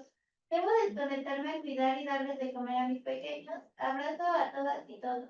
Saludos a Fer, que somos buenos amigos y que ahorita Fermillos, sus pequeñillos, iba a venir presencial. Muchos saludos, Fer. Y Fer nutre una cosa más importante que es la subjetividad humana. Él trabaja toda la parte comunitaria en Puebla. Entonces, muchos saludos, Fer. Y esa parte no hay que descuidar a la subjetividad humana, si no, no se puede ser ante el algoritmo. ¿Qué más? Próspero Augusto comenta, bueno, más bien pregunta, ¿qué tendrían que hacer las universidades para incluir a sus maestros en el campo de la IA de una manera creativa y con el entusiasmo necesario para utilizarla en el campo académico y profesional? Diagnósticos situados, retomar la importancia de una metodología mixta, además, porque si no se convierten en indicadores muy cuantitativos que son buenos, pero no reflejan la profundidad de las prácticas culturales. Después de los diagnósticos, programas de alfabetización que pueden incluir perspectivas multisituadas. Después de los programas de alfabetización, seguimientos y una evaluación constante de resultados. Porque como estamos en un plano muy descriptivo, puede ser que, por ejemplo, en la Universidad Autónoma de Quintana Roo, en el primer año se titularon 50% más personas de un posgrado de calidad con así. Y pues estaban felices los directivos porque les dieron más después. Sí.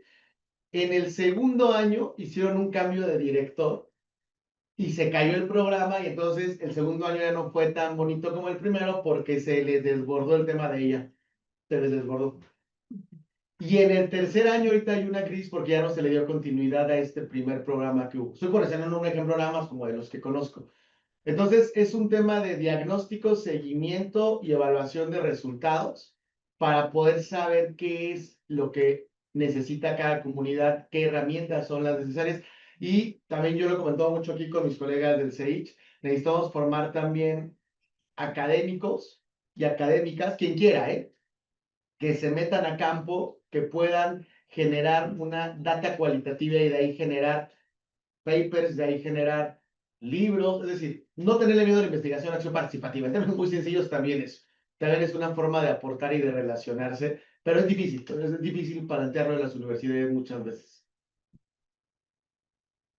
Rodrigo comentaba, bueno, lo decía, la respuesta a la pregunta. No, gracias a ustedes, Rodrigo, Procor, Excel, a quienes han participado, muchas gracias. ¿Qué más? Bien. Bien, entonces vamos a presencial y regresamos con digital. Si alguien ocupa este asistente de IA, igual estaría bueno que me diga qué límites o qué encontró con ello. ¿Qué más, querido Carlos? Bueno, pues vamos a ver si de este lado tenemos presencialmente alguna pregunta, comentario que quieran hacer. Sí, por favor, compañero. Alberto. Comenzamos contigo. Si recuerdan su nombre para los colegas que van allá, yo me pregunto su nombre y su pregunta y dan el comentario. Venga. Yo ahorita me surgían dos dudas, ¿no? La primera es, y creo que no lo hemos escuchado durante las otras reuniones, es ¿cuál ha sido la postura o cuál suele ser la postura de los sindicatos, en concreto de las instituciones, sobre las inteligencias artificiales, ¿no? Porque no he escuchado esa perspectiva. Y la otra, ¿cómo se está investigando a lo mejor o cómo se está buscando esta alfabetización o esta implementación de las IAs, pero en la parte más administrativa de las instituciones, ¿no? No solo en la parte académica y de investigación? Muy buena pregunta. Pero bueno, contestamos igual una por una, Josué, ¿Cómo o vamos bien en tiempo, todos? no? Sí, vamos bien en venga, tiempo, ¿no? venga. Qué buena pregunta. Incluso si después en la siguiente ronda quieren abrir micrófono, creo que tenemos muy bien el tiempo, ¿no? Híjole, qué buenas preguntas. Primero, no son mis áreas de investigación, entonces ahí no tengo tanta data ni tanta literatura revisada, que tengo que advertir eso. Pero voy a relacionar las dos en una experiencia. Me invitaron de un sindicato a alfabetizar a sus trabajadores. Fue muy interesante. Fue muy interesante.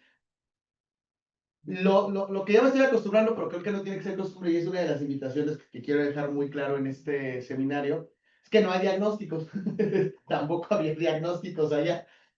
Y fue muy curioso porque el taller era de 1 hora y media y terminó siendo de 2 horas y media, porque la primera hora se les olvidó las contraseñas de Google a la mayoría de los y las colegas, porque no estaban acostumbradas casi a utilizarlo.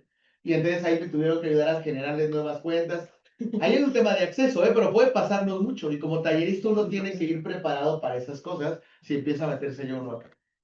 Y como segundo punto, me gustó mucho la experiencia porque sus demandas eran cómo hago una minuta más rápido, qué herramienta me puede ayudar a organizarme para hacer una carta de recomendación. Había algunos colegas más relacionados a la parte académica para búsqueda de literatura. Tipo, es que tal doctora es bien especial y me pide mucha literatura y no la encuentro. Bueno, Research Rabbit, Semantic Scholar conectada con Undermine. Entonces, necesidades diversas. Creo que hubo una apertura del líder sindical ahí para poder dejar entrar el tema. Problema, pues ya no hubo seguimiento. No hubo seguimiento porque aparte a mí ya me invitaron a más eventos, pero ya no me dio la agenda y no sé si ellos hicieron un seguimiento del taller, pero hasta ahí tengo esa referencia. Aquí en el Sage particularmente no he tenido algún problema ni algún diálogo más allá de eso, sino una buena relación. Y administrativamente es otro de los retos pendientes. Ahí a donde he ido a trabajar un poquito es con los de Autónoma de Quintana Roo. Ellos tienen un grupo de administración pública y hay mucho miedo de las generaciones más grandes, pero en ese caso particular, los jóvenes que estudian administración pública tienen una biblioteca de prompts para la administración pública. Y es interesante porque les tocó la coyuntura del Tren Maya. Entonces sé que varios de ellos lograron insertarse al mercado laboral sabiendo promptear. Esas son como las experiencias más, son más experiencias que retos teóricos, pero acabas de dar dos temas para la agenda extraordinarios. Por cierto, comercial, junto al Autónoma de Quintana Roo y el laboratorio estamos lanzando un libro colectivo, entonces ahorita estamos en etapa de recibir abstracts. Aquí hay excelentes temas que pueden ustedes plantear y es un libro que va a estar muy lindo porque va a ser de muchas experiencias académicas en varias partes de la República. La convocatoria la publicamos en las redes, Jimé, porfa, la republicamos. Creo que la publicamos ya, ¿verdad? Del libro. Ah, sí, Sí, claro. ya está publicada. De todas maneras, cualquier cosa me escriben. Listo. Muchas gracias. Muy buena pregunta, Alberto. Bien, excelente. Por ese lado, de este lado tenemos alguna pregunta. Venga, No. venga, compañero. Mi nombre es Miguel y la verdad es que me ha gustado bastante el tema. Ya lo había tenido conversado con el doctor Lugo hace algunas en algún tiempo. Pero fue así más a priori, ¿no? Más a priori, pero y ahora se ve más Sí. consolidado la discusión y me gusta eso. Eh, Tengo dos preguntas, sobre todo para ver si podemos situarlas. Eh, Hablabas de unas cuestiones de cómo lo público o el Estado, en términos generales, tendría que meterse a esta discusión de la inteligencia artificial. Y entonces, no sé si podríamos hablar de una brecha de lo público. O dónde lo meteríamos en las brechas que ya nos presentabas en el cuadro anterior, entendido esto de entre lo público y lo privado, ¿no? Que incluso tiene algunas matices todavía más interesantes en cuanto a hasta qué punto lo público tiene que tener una inversión en algunos sentidos con financiamiento privado o compartido, ¿no? Digamos, ¿no? Totalmente. Que en algunos casos puede estar incluso peleado con ciertas políticas que por ahí dirían neoliberales. Pero ahí vemos. Y creo que, punto y aparte, podríamos plantear otro reto en cuanto a la accesibilidad y la concentración de las plataformas. Es decir, hace rato nos decías que hay mucha gente que se mete a Meta, que utiliza ciertos modelos más que otros.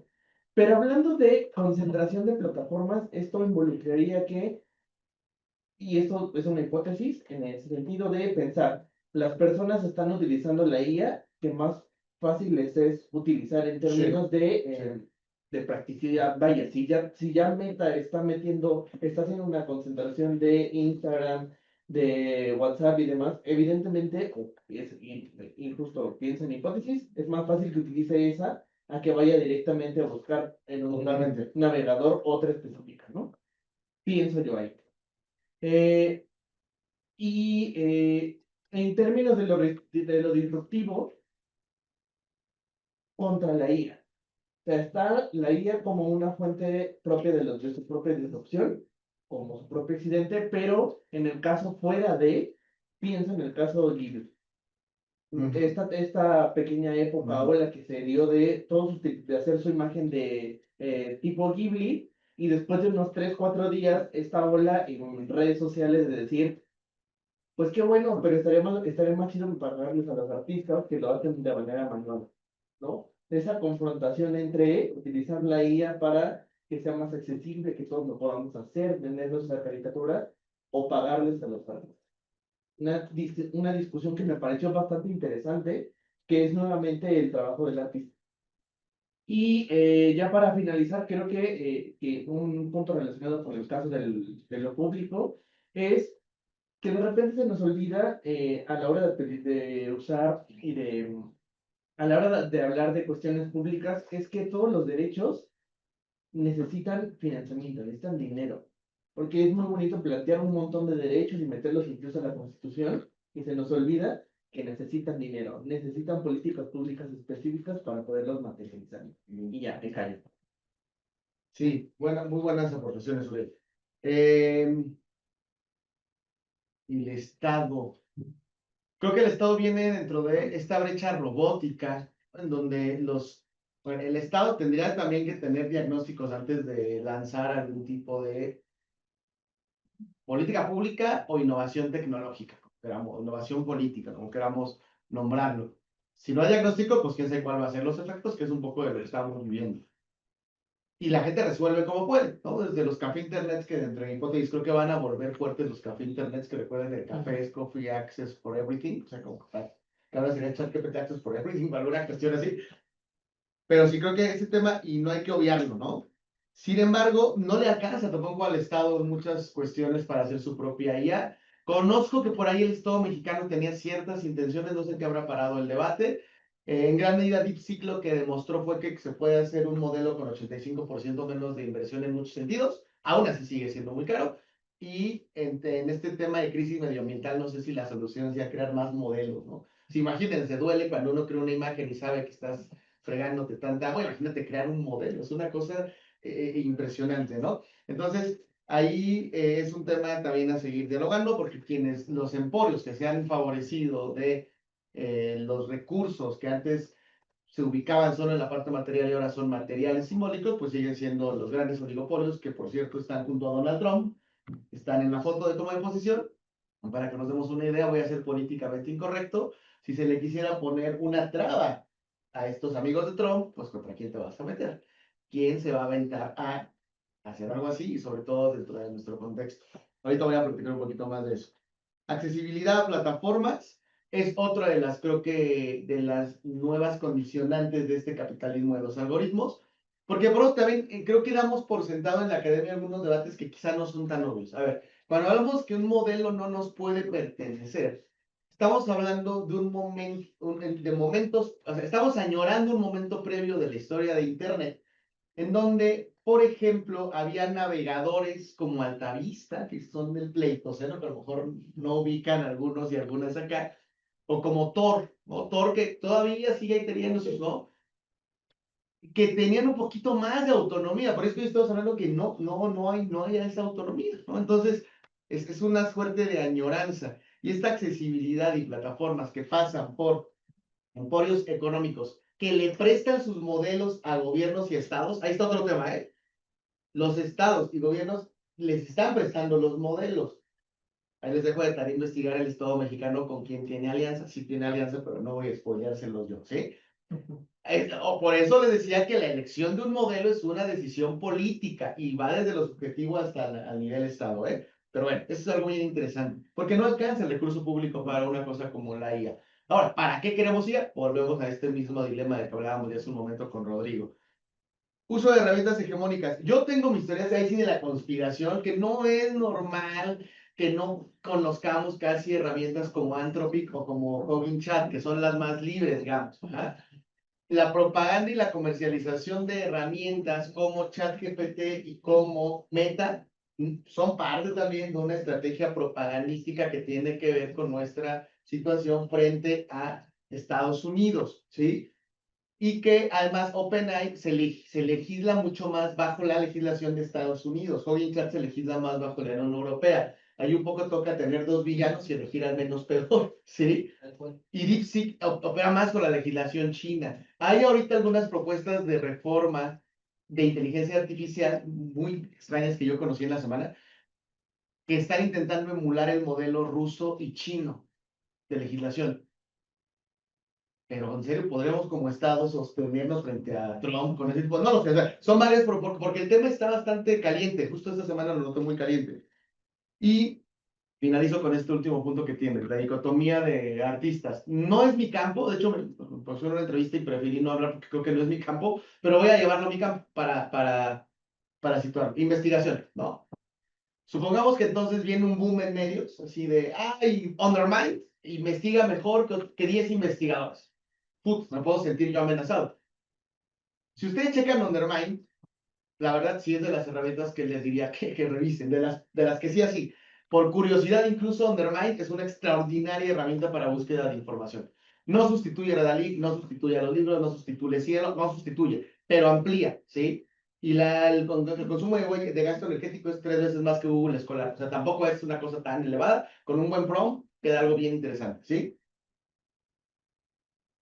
Sí, sí, Undermind puede sustituir a investigadores. El investigador que no sabe buscar en fuentes, que se quedó con marcos teóricos obsoletos, que no sabe formar equipos, que no sabe escuchar el nuevo contexto, que se quedó buscando en fuentes, híjole, sí lo puede sustituir. ¿Qué tenemos que hacer? Generar políticas educativas, políticas públicas, programas de alfabetización para intentar poner el suelo parejo. Suena muy idealista y utópico, pero es que Undermind sí puede, que es un poco lo que está pasando con el estudio Ghibli. Undermind está envenenando los datos, que es otro de los conceptos que no aborda el día de hoy, pero es uno de los conceptos más fuertes, el envenenamiento de datos. ¿Que eran de ciencia abierta? Sí, también. Porque yo como autor comprometido con la ciencia abierta, he hecho todos mis libros, los he hecho con ciencia abierta. ChatGPT Plus los está vendiendo con su algoritmo. Sí está pasando eso, sí, también. Pero que eso también está abriendo otros campos de trabajo, eso también es cierto. ¿Sí? Y hoy va a ser muy necesario el investigador que sepa hacer análisis y que entonces Jimena termine su tesis, le digan tiene 25% de plagio, Jimena llegue llorando y diga, Josué, yo no plagié, y yo, calma Jimena, le diga, Jimena, tienes razón, vamos a revisar caso por caso, porque en esas revisiones de antiplagio hay puntos, hay comas, regularmente baja hasta 10%. necesitamos esos perfiles. Y es bien, pero es bien complicado. Yo lo digo así bien fácil, pero me imagino al profesor que ya está saturado, que tiene que dar clases en 4 universidades, que hace un desplazamiento de 3 horas de la periferia a su casa, que tiene hijos o hijas. Y si le meten el tema interseccional, bueno, sí es un tema muy drástico. Un poquito es también, por eso es comprensible la respuesta que están teniendo de varios artistas o de varios sectores. Y cierro diciendo, para escucharles a más personas, que uno de los colegas de los modelos en que me tocó dialogar, no que marquen, pero de los más importantes, llegaba a decir, pero es que no se espante, la IA viene a mejorarnos, viene a potenciarnos, la IA va a ser mejores seres humanos, ¿no? Y les voy a dar un dato, el dato es real, ¿eh? Antes de Internet, no había 85% de los trabajos que hoy hay. ¿Y quién dice algo? Nadie dice nada, hoy ya estamos acostumbrados. El dato es real, pero el proceso de desplazamiento es dolorosísimo. Es el proceso social, es la microhistoria que nos estamos viendo. El profe que daba 4 asignaturas y ya nada más va a dar 2 porque un asistente de ella lo va a sustituir. Ojo, hasta ya está mirando parte de la educación y es peligrosísimo, por eso les dejé este asistente. No lo va a no. Y después vamos a estar llorando porque va a haber mala formación porque el asistente de ella no es profesor. Porque es un investigador con una brecha, pues lo va a sustituir Underman y entonces esa plaza se va a congelar. ¿Para qué queremos más plazas, no? Los becarios que se vayan a hacer otra cosa. Los cajeros, ¿no? Entonces, esas partes, o sea, son dolorosos esos procesos sociales. Hay un dolor social en ello. Diría Fernando Feirone también. Hay una angustia social muy fuerte respecto a este tema. Y ahí también yo me sumo a Fernando. Sí estoy siendo un poco drástico, pero también veamos esa otra cara y estas posibilidades y el ir dialogando esto, porque hay que bajar la angustia también. Si no, se va a manifestar en más de psicolitis. ¿Sí? Muy buenas preguntas, Hugo. ¿Qué más? Muy bien, Josué. A mí me gusta. Bueno, ¿tienes alguna pregunta? No, está bien. Bueno, entonces, otra pregunta por acá, de este lado, ¿no? Bueno, a mí me gustaría plantear, bueno, unos comentarios y con preguntas también, Josué. Sí, claro. Creo que has abordado varias cosas que me parecen los puntos nodales de tu presentación. Un primer comentario, creo que esto que comentabas de los prompts, y alguna vez lo comentábamos con Estefanía, ¿no? La cuestión de los prompts. Creo que hay toda una pedagogía de la pregunta que se puede instrumentalizar desde las instancias académicas, ¿no? Creo que saber promptear exige una condensación de capacidades, ¿no? Que son capacidades de síntesis, capacidad de atención, capacidad de selección, etcétera, etcétera, que creo que podemos muy bien instrumentalizar y condensar en un prompt, ¿no? Por otro lado, también, haciendo eco de lo que ya comentabas ahorita para responder la pregunta del compañero, no sé si de pronto entonces, una primera pregunta, nos enfrentamos a la necesidad de fortalecer al Estado y que, digo, y en un mundo además complicado y en un polo del mundo, en un polo del globo, en donde minar al Estado ha sido un debate particular y minar al Estado ha sido, digo, desde muchas posturas, porque ha habido estados que son que ha sido necesario minar, y por otro lado, unas formas de minar al Estado completamente orientadas y dirigidas desde los procesos neoliberales que se han emprendido en la región, ¿no? Y nos encontramos ante una tensión, ¿no? Creo que, o sea, me gustaría plantearte esa pregunta para saber tu postura, porque creo que nos encontramos en, este debate es nodal en torno a la inteligencia artificial, porque por un lado tenemos, de este lado del mundo tenemos el gran problema de estados que han sido minados desde muchas posiciones y que no sabemos si nos convendría reforzarlos, ¿no? Pero al otro lado del mundo tenemos a la inteligencia artificial siendo desarrollada bajo un modelo político como es el chino, y el ruso, en donde no hay esfera social, económica y política que no esté bajo el Estado.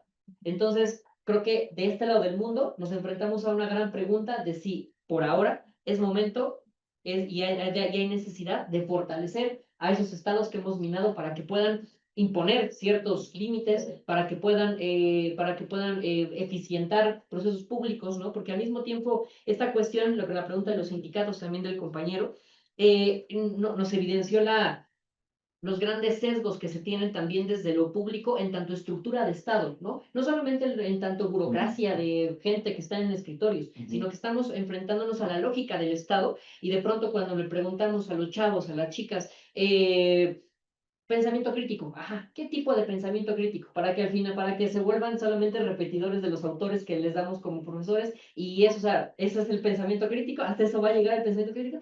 Estamos ante una cuestión, creo que nos pone de frente, ¿no? Y segunda pregunta, y con esto cierro para después irnos a otra ronda en las preguntas digitales para que las vayan preparando por ahí. Creo que atendiendo al tema principal de tu presentación, que es la disrupción y las posibilidades de la disrupción, del uso disruptivo de las tecnologías, ¿no? Creo que nos enfrentamos aquí ante, mi pregunta concreta sería, ¿cuáles son las posibilidades de la disrupción para que elaboraras un poco también en ese sentido, quizás las cosas que hayas dejado por fuera de la presentación, ¿no? Cuando nos enfrentamos, creo yo, a una intersección de tres grandes factores. Uno, las necesidades diversas de los colectivos, que ya habías que abordaste en algunas de las respuestas anteriores, ¿no?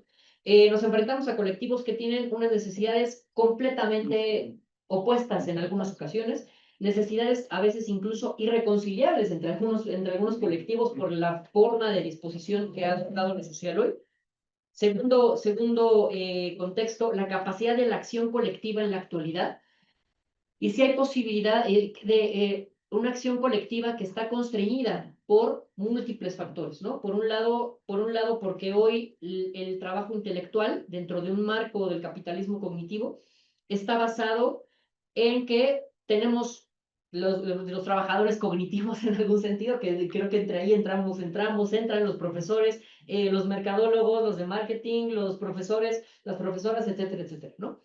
Dentro de eso, tenemos los medios quizás ya de producción, pero al mismo tiempo no tenemos la plusvalía. Entonces, es muy curioso cómo el capitalismo cognitivo ha hecho esa movilización, ¿no? Nos dio la posibilidad de dar los medios de producción, pero no nos dejó, pero nos quitó la plusvalía. Entonces, por ese lado.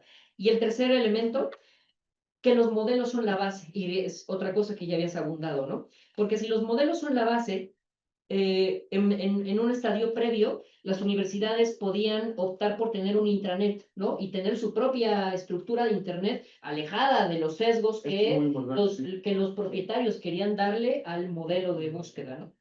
Pero con la inteligencia artificial, aunque tengamos modelos de inteligencia artificial, aunque tengamos más bien inteligencias artificiales y interfaces asociadas, no tenemos el modelo. Y los modelos hoy ya no va a ser tan fácil que esos no los venden, ¿no? Las empresas de la inteligencia artificial no están vendiendo el modelo, están vendiendo la interfaz, pero no están vendiendo el modelo y creo que ahí es importantísimo. Entonces, en la intersección de estas tres cuestiones, ¿no? Que yo sé son muy amplias, pues, pero me gustaría saber tu perspectiva ante esta intersección de estos tres factores, ¿cuáles son las posibilidades de la disrupción que tenemos tanto los sujetos como los colectivos, ¿no? Que creo que son dos dimensiones que es necesario apuntalar, Claro. Sobre todo hoy en la sociedad contemporánea, en donde hemos visto que es necesario también empoderar tanto al sujeto como al colectivo, ¿no? Que ya no podemos pensar en que uno u otro se puede quedar por fuera de la ecuación. Me gustaría plantear esa discusión para saber tu punto de vista. Muchas gracias. Muy interesante. Me gustó mucho cómo lo nombraste. El prompt, que es como el concepto de moda, concepto de novedad, ¿no? Sí. Como una pedagogía de la pregunta. Me encanta mucho más así, ¿no? Y entonces, pedagogía de la pregunta que además callamos en niños y niñas. Ay, deja de preguntar, ay, ya cállate, ay, sí, mira. Incluso el peor caso, ¿no? Ay, mírate en el celular, ay, entretente, ¿no? No, o sea, la pedagogía de la pregunta tenemos que retomar esta pulsión epistémica, que la pulsión epistémica, recordemos, es las ganas que tenemos de preguntarnos cosas, gracias querido, desde que somos niños y niñas. Entonces, esa pulsión epistémica hay que nutrirla, hay que hacer ahí una adecuación, readecuación, porque es algo que ya venían trabajando muchas pedagogías críticas. Sí.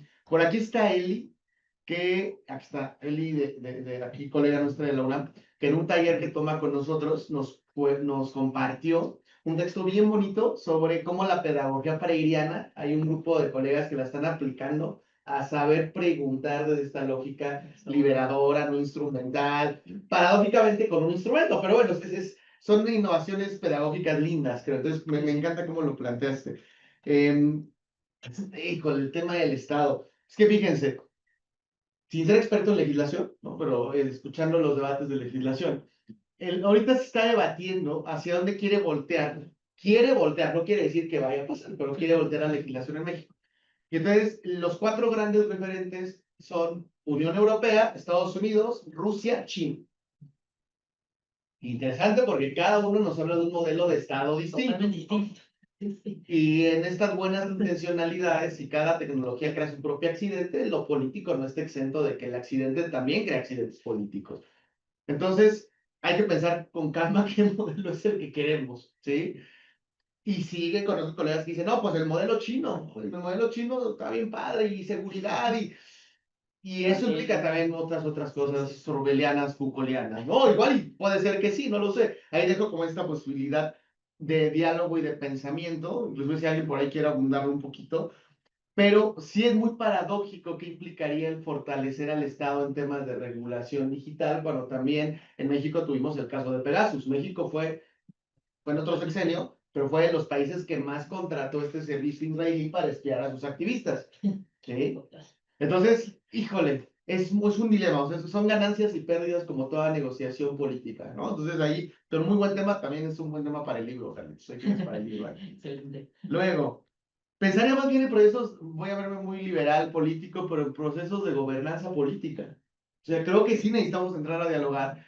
Academia diversa, sectores de la sociedad civil, políticos, el propio Estado, o sea, y es bien complicado este proceso de gobernanza, pero sí, suena muy así romántico, el concepto no es mi favorito, pero para evitar escenarios de liberalización total o de totalitarismo, creo que necesitamos esos procesos de mediación necesaria, pero me siento un tanto irresponsable diciéndote esto cuando tenemos temas de feminicidios, de desapariciones, de pobreza extrema. Sí, sí. Sin embargo, al Estado le gustó el tema y a la agenda de las grandes orbes le gustó el tema y hay que buscar cómo interseccionarlo, ¿no? Luego, sí, a ver, el concepto de profesión disruptiva, como bien me exprimió bien, yo creo que llevo pensándolo más o menos un año, está muy en construcción apenas, no he publicado todavía nada, de hecho, que es la memoria de este seminario va a ser la primera publicación, estoy muy abierto a seguirlo dialogando, construyendo, trabajando. Creo que ahorita el punto es que los propios organizaciones sociales también tomen la explicación, la metodología y vean qué puede pasar con ella. Sé que ahorita colectivos de migrantes, promigrantes, van a trabajar un tanto el concepto desde la praxis a través de rutas seguras para sus migrantes que lo pueden generar con Perplexity, por ejemplo. Allá vamos a ver qué sucede. Con las madres buscadoras tenemos un proyecto también para trabajar temas de alfabetizaciones, pero ahí también implica pensar las dimensiones éticas de seguridad digital, donde también nosotros tenemos límites, no somos expertos en seguridad digital. En la Facultad de Filos, un colectivo de fanzines, me gustó mucho un colectivo queer de fanzines, dijo, profe, está bien padre el concepto, ¿cree que lo podamos utilizar haciendo esto? Y tienen muchas de sus asistentes, pero lo quieren tallerear valga la expresión, en calle. Se quieren llegar, tienen una idea así muy loca, así que los fanzines, hay varias experiencias que creo que después tenemos que juntar para ver estos límites y posibilidades desde la acción colectiva. Y creo que hay una paradoja de la cual no podemos escapar, Carlos, que es real. O sea, nos convertimos en los data workers del capitalismo cognitivo y en el momento en el cual yo les hice este asistente de IA que está acá, pues yo ya fui trabajador de capitalismo cognitivo, me gustó cómo lo planteaste, me prestaron un poquito su modelo, parte del modelo, pero yo le estoy generando una ganancia que al final la plusvalía sigue manteniéndose en el mismo lugar. El trabajo no remunerado sigue siendo para los mismos y más, ¿no? Pasa lo mismo cuando hacemos un TikTok. Y pasa lo mismo cuando estamos aquí en Zoom.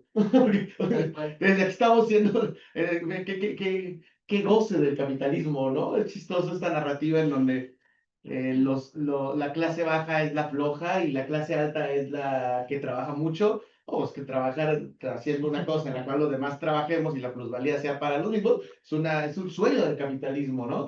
Entonces sí es real, pero al mismo tiempo estamos tan improntados por esta lógica comercial que, como bien lo dijiste, es difícil romperla porque hoy una acción de agencia podría ser irnos todos a Linux. Pero ¿cómo sustituye ChatGPT? ¿Sí? O sea, Linux y ChatGPT. Y aún así, recuerden que hay muchos acuerdos oscuros de universidades en donde Microsoft les vendió software por mucho tiempo, ¿sí? Los acuerdos generativos. Y Linux, que podría ser una excelente alternativa, en algunas universidades del norte global, curiosamente sí lo tienen, aquí en el sur global nos cuesta mucho y no es tan sencilla una política educativa para cambiar a Linux. Pero si eso lo llevamos a otros escenarios, bueno, ¿qué otra alternativa tenemos además de Spotify? Apple Music, Goea, creo que desapareció Goea, Mediafire, subir los discos, quién hace discos. Es un contexto muy particular también que estamos viviendo. Vamos a regresar a escuchar música en discos. Es una gran experiencia escuchar música en discos, lo digo en serio, ¿no? Luego, y bueno, un último punto. A ver, cuestionémonos. Es un último punto para escuchar de la ya sea algo digital. Y lo platicamos con Andrés hace rato. Si tú le preguntas si eso lo han mejorado a los modelos en sus términos y condiciones y los lees, la mayoría te va a decir que ya no usa sus datos para nutrir sus campos, es decir, los datos de cada uno de nosotros. Esto lo tuvieron que implementar, porque antes no te decían eso. Pero Cambridge Analytica los vino a poner, los desnudó. Y tenemos mucha desconfianza.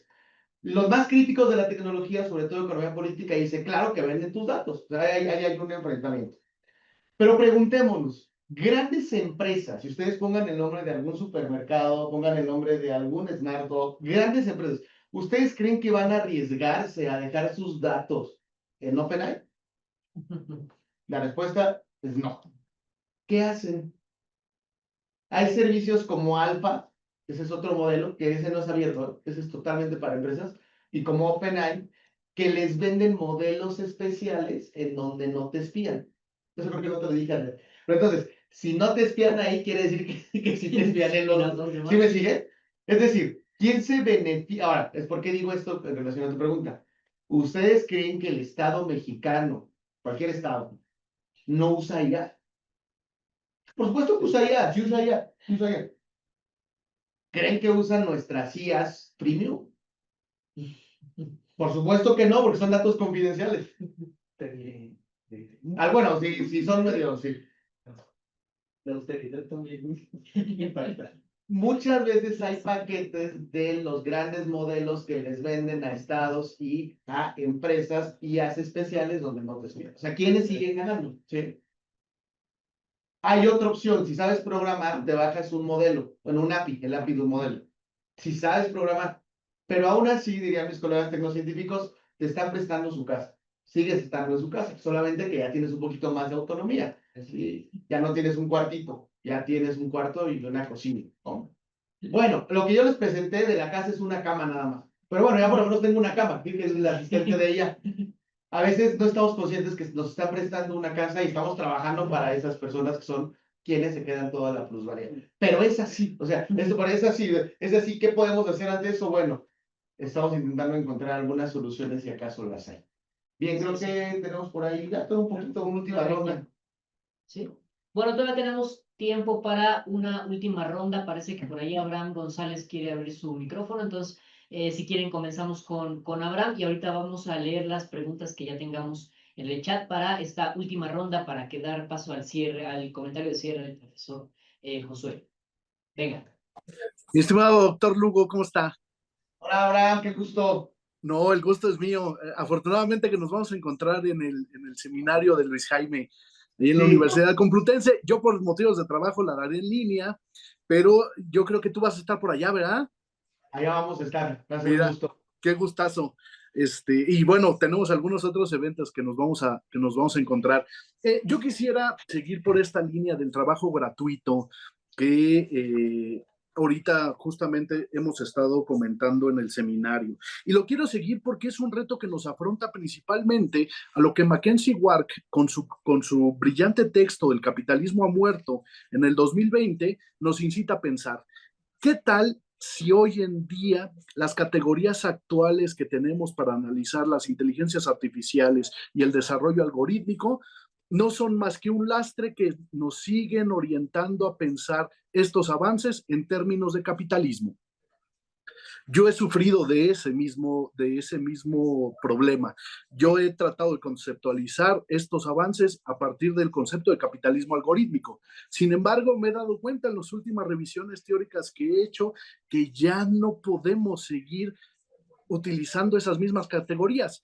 Por ejemplo, la noción de trabajo gratuito que principalmente la aborda Terranova en un libro viejito pero sumamente explícito del 2004, justamente nos introduce por lo menos a pensar ya no en términos del clásico o de las clases sociales vistas ya no solamente por el capitalismo clásico y por los marxistas clásicos, sino también por el operaísmo italiano y el operaísmo italiano con Bercellone, Molière Boutank, Mauricio Lacerato, etcétera, sino empezar a encontrar otra categoría. Y esa otra categoría yo he empezado a explorarla y la he denominado como el algoritmitariado. En esta conferencia de la Complutense de Madrid, más o menos voy a abordar este concepto, porque creo que nos resultaría por lo menos un reto intelectual de ver la sociedad actual ya no en términos de capitalismo. El marxismo ortodoxo nos ha impregnado con esta lectura de Zizek, Jameson y todos ellos, de que el capitalismo es insuperable si es que no se supera por la revolución proletaria. Pero ¿qué tal si se superó por algo más aterrador? Decía el Comité Invisible algo interesante, y no quisiera sonar apocalíptico, ni caer en estos términos, ¿no? de la sociedad de los 90, pero creo que estaríamos en esa buena posibilidad de encontrarnos y enfrentar nuestro pensamiento a lo que Wark nos lanza como reto, dejar de pensar en términos de capitalismo. Vamos a encontrar y conceptualizar desde otros horizontes. Y vamos a afrontar por lo menos la pregunta sustancial. ¿Qué tal si el cambio ha sido tan grande que ya no estamos en un modelo de producción capitalista? Y ahora la adoración ya no será por el oro, ¿no? Como Weber lo veía en el espíritu, en la ética protestante y el espíritu del capitalismo, sino ahora nuestro gran becerro de oro son los datos. Datos que nos hacen ser trabajadores gratuitos, como tú lo has dicho, algoritmitariado, ¿no? Donde todos compartimos esa condición, desde los que desarrollan prompts o los de que justamente precarizan el trabajo en la India para entrenar inteligencias artificiales, hasta simples usuarios que al compartir nuestra experiencia afectiva y ser reducida y procesada algorítmicamente, somos trabajadores gratuitos. El sueño jamás irrealizado del capital, que después del trabajo productivo suframos la explotación algorítmica y no dejamos de trabajar en las 24 horas. Hasta cuando dormimos trabajamos. Si nos ponemos el Apple Watch, trabajaremos, pero si no y nos compramos esta nueva cama de 30,000 pesitos que justamente abstrae los datos de nuestro sueño, seguiremos trabajando. Y bueno, no sé, era un simple comentario, quisiera explorar estas reflexiones, ya sé que nos queda poquito tiempo, pero agradecería tus comentarios, estimado doctor. Gracias, Abraham, está muy interesante. Quizá alguna persona más de ese lado y, sí. pues, y hasta 2 personas y alguna reflexión final nos llevarán de sus, ¿les parece? Si hay, si no, creo que Rodrigo. ¿Quieres abrir micrófono, Rodrigo, o lo lee nuestra compañera Arlet? Si lo pueden leer, sería tan amables, por favor. Gracias. Rodrigo Esparza comenta, si cada tecnología crea su propio accidente, ¿no es absurdo que sigamos buscando respuestas tecnológicas ante las problemáticas humanas actuales? Bien. Okay. Y quizá una más y... Creo que tenemos otra. Ok. Gracias, Muy bien. Ok, excelente. Bueno, entonces, para que sea tu comentario final, ¿te parece bien, José? Sí, respondo y hacemos Muy bien. el cierre. Excelente. Venga, Creo que fue primero Rodrigo y después voy con Abraham. Si cada tecnología crea su propio accidente, ¿no es absurdo que sigamos buscando respuestas tecnológicas? Sí, me parece también un absurdo, pero es parte de esta agenda de la sociedad de la información. Ahora, también habría que hallar situadamente las posibilidades que nos brinda lo tecnológico y ahora la inteligencia artificial como artefactos u objetos culturales dentro de nuestra experiencia subjetiva, colectiva y situada. Es decir, sí es cierto que después de los talleres que van tomando con nosotras y nosotros acá en el SEICH algunos colegas, llegan a ahorrar en tiempo hasta 2 o 3 horas a la semana en el término de investigación. Puede ser porque encuentras más rápido ciertas fuentes, puede ser porque las matrices pueden hacerse más rápido. Esto es en el aquí y ahora, ¿no? Porque después quizá el ritmo alcance y ahora el ritmo cambie. Esas 2 o 3 horas, siempre les decimos, inviértanlas en ustedes, en su subjetividad, en tocar guitarra, en ir a una obra de arte, en ir a ver cine, en echar un café, en echarse una cerveza, lo que ustedes deseen, que amplíen sus posibilidades subjetivas.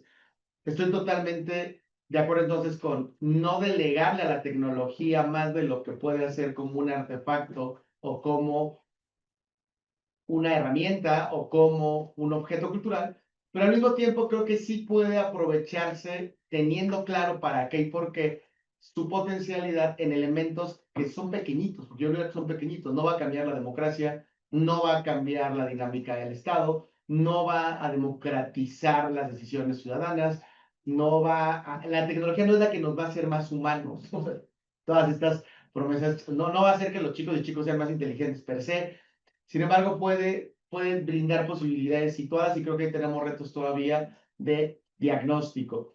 El absurdo es poner primero a la tecnología que a la experiencia y a la subjetividad o a las dinámicas grupales humanas. Me parece que ese es un gran absurdo que tendríamos que evitar.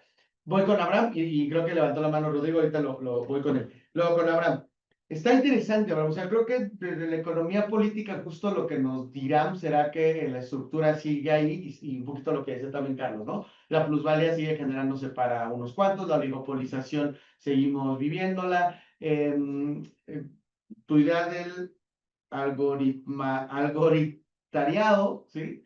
Es interesante trabajar todo el tiempo, sí se sostiene, además, me recuerda un poco al cognitariado, ¿no? Del cual también hablan algunos autores del capitalismo cognitivo, y que haya personas ahí, la mayoría, algunas no están ahí, pero sí es una, o sea, como te decía Luis Jaime, ¿no? Es un tipo de sociedad que creo que coincidimos en que es nueva, que no alcanzan los marcos teóricos tradicionales para terminar de explicarla, y que creo que ya haré una afirmación provocadora, sí necesitamos saber en qué consiste para poder explicarlo. Mucho tiempo no necesitábamos saber en qué consistía el objeto para explicarlo. En este caso, desde las ciencias sociales, creo que tu lectura, a mí me gusta tu lectura porque en efecto, tenemos que saber que detrás de un smartwatch hay data y que esa data tiene equipos que están generando patrones y estos patrones, justo lo platicábamos con Arlet, hará que te espíen hasta en la sexualidad, porque hoy hay datos registrados que las Alexa, si tú formas parte de una muestra, están siendo intervenidas para que se escuche lo que se dice en la sexualidad de los seres humanos. No le interesas como ser humano al algoritmo. Vamos, tampoco de, ay, ya sabe todo. No le interesa que tú como ser humano tienes problemas que tienen otros también. Recuerden la última temporada de Black Mirror, el primer capítulo, cuando, por ahí veanlo si no lo han visto, cuando se convierte un sistema de ayuda en una enfermedad, en un sistema constante de... hay una escena en la cama, de hecho, donde hay una disfunción eréctil. Y entonces dice la persona que les metió en el chip, si tienes problemas de disfunción eréctil, puedes hacer esto y esto y esto y esto. Este ejemplo que es muy chistoso, es un ejemplo tal cual de lo que dice Abraham, porque ¿cómo se dieron cuenta que ciertas personas tienen esos problemas? Porque eso ya sucede en muchos datos. Porque otras personas vivieron y padecieron lo que tú estás padeciendo. Es decir, sí, a cada momento estamos generando algo. Entonces, es interesante, hay que seguir explorando la idea y ya la escucharé en el Congreso, estimado Abraham. Y Rodrigo tiene una moción. Adelante, Rodrigo, te nos quedan 5 minutitos. Gracias, muy amable. De manera muy breve, sobre lo que se respondió en términos de el uso de tecnología y el tiempo libre, me parece que es una suerte de gran mito. Eh, Pensando específicamente en lo que planteaban pues, las tres grandes utopías del Renacimiento, particularmente Tomás Moro y Bacon, en donde se menciona esto, que pues a partir del desarrollo de la tecnología y podríamos pues reducir la carga del lastre del trabajo, etcétera, y dedicarnos al cultivo del espíritu, whatever that means, ¿no? Y creo que eso, pues históricamente no ha sido más que una suerte de mito, porque creo que en lo general, esos tiempos que reducimos, en lo general, pues no nos dedicamos a la contemplación o a la lectura, al cultivo del arte, no sé. Era únicamente esa observación, gracias. En consonancia con tu idea, cuando empezamos a hacer estudios de seguimiento bueno, el dato que les di es que en este momento, porque yo creo que eso va a cambiar cuando se empiece a institucionalizar más la inteligencia artificial, las personas ocupan ese tiempo en efecto para trabajar más, entonces, o para hacer más papers, ¿no? Ahora, la invitación es, ahorita que se puede, en este aquí y ahora, diría Delia Crowley, en este presente continuo generado por lo tecnológico, intentar tomar estas decisiones subjetivas en lo que nos alcance el tiempo, o sí, lo dije más desde la parte de experiencia, Rodrigo, pero tienes toda la razón en la sospecha. En fin, nutrir subjetividad y terminaría diciendo que en este momento tenemos un desarrollo sin diagnósticos ni efectos claros, no lo tienen ni siquiera quienes los van haciendo, no los tienen cuando los actualizan, eso me queda clarísimo, y creo que lo más fuerte es que no lo estamos teniendo tampoco desde el plano investigativo, social, educativo y político. O sea, estamos replicando lo mismo. Lo que los hace, los usamos. Entonces, ahora también se plantea más compleja la situación porque en las agendas globales se nos está invitando a usarlo y ya se está adoptando. Entonces, en la medida de lo posible, si decidimos usarlo de forma ética, crítica, responsable y acompañada, si decidimos no usarlo, quizás solo saber cómo está funcionando esto para hallar alternativas. Pero también, y cierro con esto, el autónoma de Tamaulipas, una profesora levantó la mano muy espantada y me dijo, oye, profe, ¿y si no uso la inteligencia artificial, en serio estoy perdida? ¿Qué va a pasar conmigo? Dije, no va a pasar absolutamente nada, no estás perdida, sigue con tus propios recursos cognitivos que ya tienes y entiende o intenta entender cómo funciona esto para que puedas acompañar procesos. Pero se hace más complejo el tema, en tanto parece ser que la inteligencia artificial sí forma parte de una nueva narrativa de jóvenes y adolescentes que se la van a ir apropiando cada vez con más fuerza. Y ahí creo que lo que nos implica nuestro tiempo es un tiempo de diálogo, de trabajo desde la contingencia, y citando a Edgar Morán, y con esto termino, de aprender a trabajar desde el caos, pero también desde la incertidumbre en sistemas complejos e interdisciplinarios. Se acabó el tiempo, creo que yo, de la disciplina, y qué bueno, o sea, también es medio de hueva así llegar y nosotros, los de X área, hicimos, no hicimos. No se sostiene eso, nos necesitamos mutuamente, y para que dejemos de hablar con inteligencias artificiales en meta que son muy raras, hablemos entre nosotras y nosotros mejor. Muchas gracias. Muy bien, pues muchas gracias, Josué, por esta sesión y además a todas ustedes, a todas y todos ustedes por sus comentarios, sus participaciones. Nos vemos la próxima semana con una nueva presentación en ese seminario de Ser Humano en tiempos de inteligencia artificial. Nos vemos la próxima semana y muchas gracias.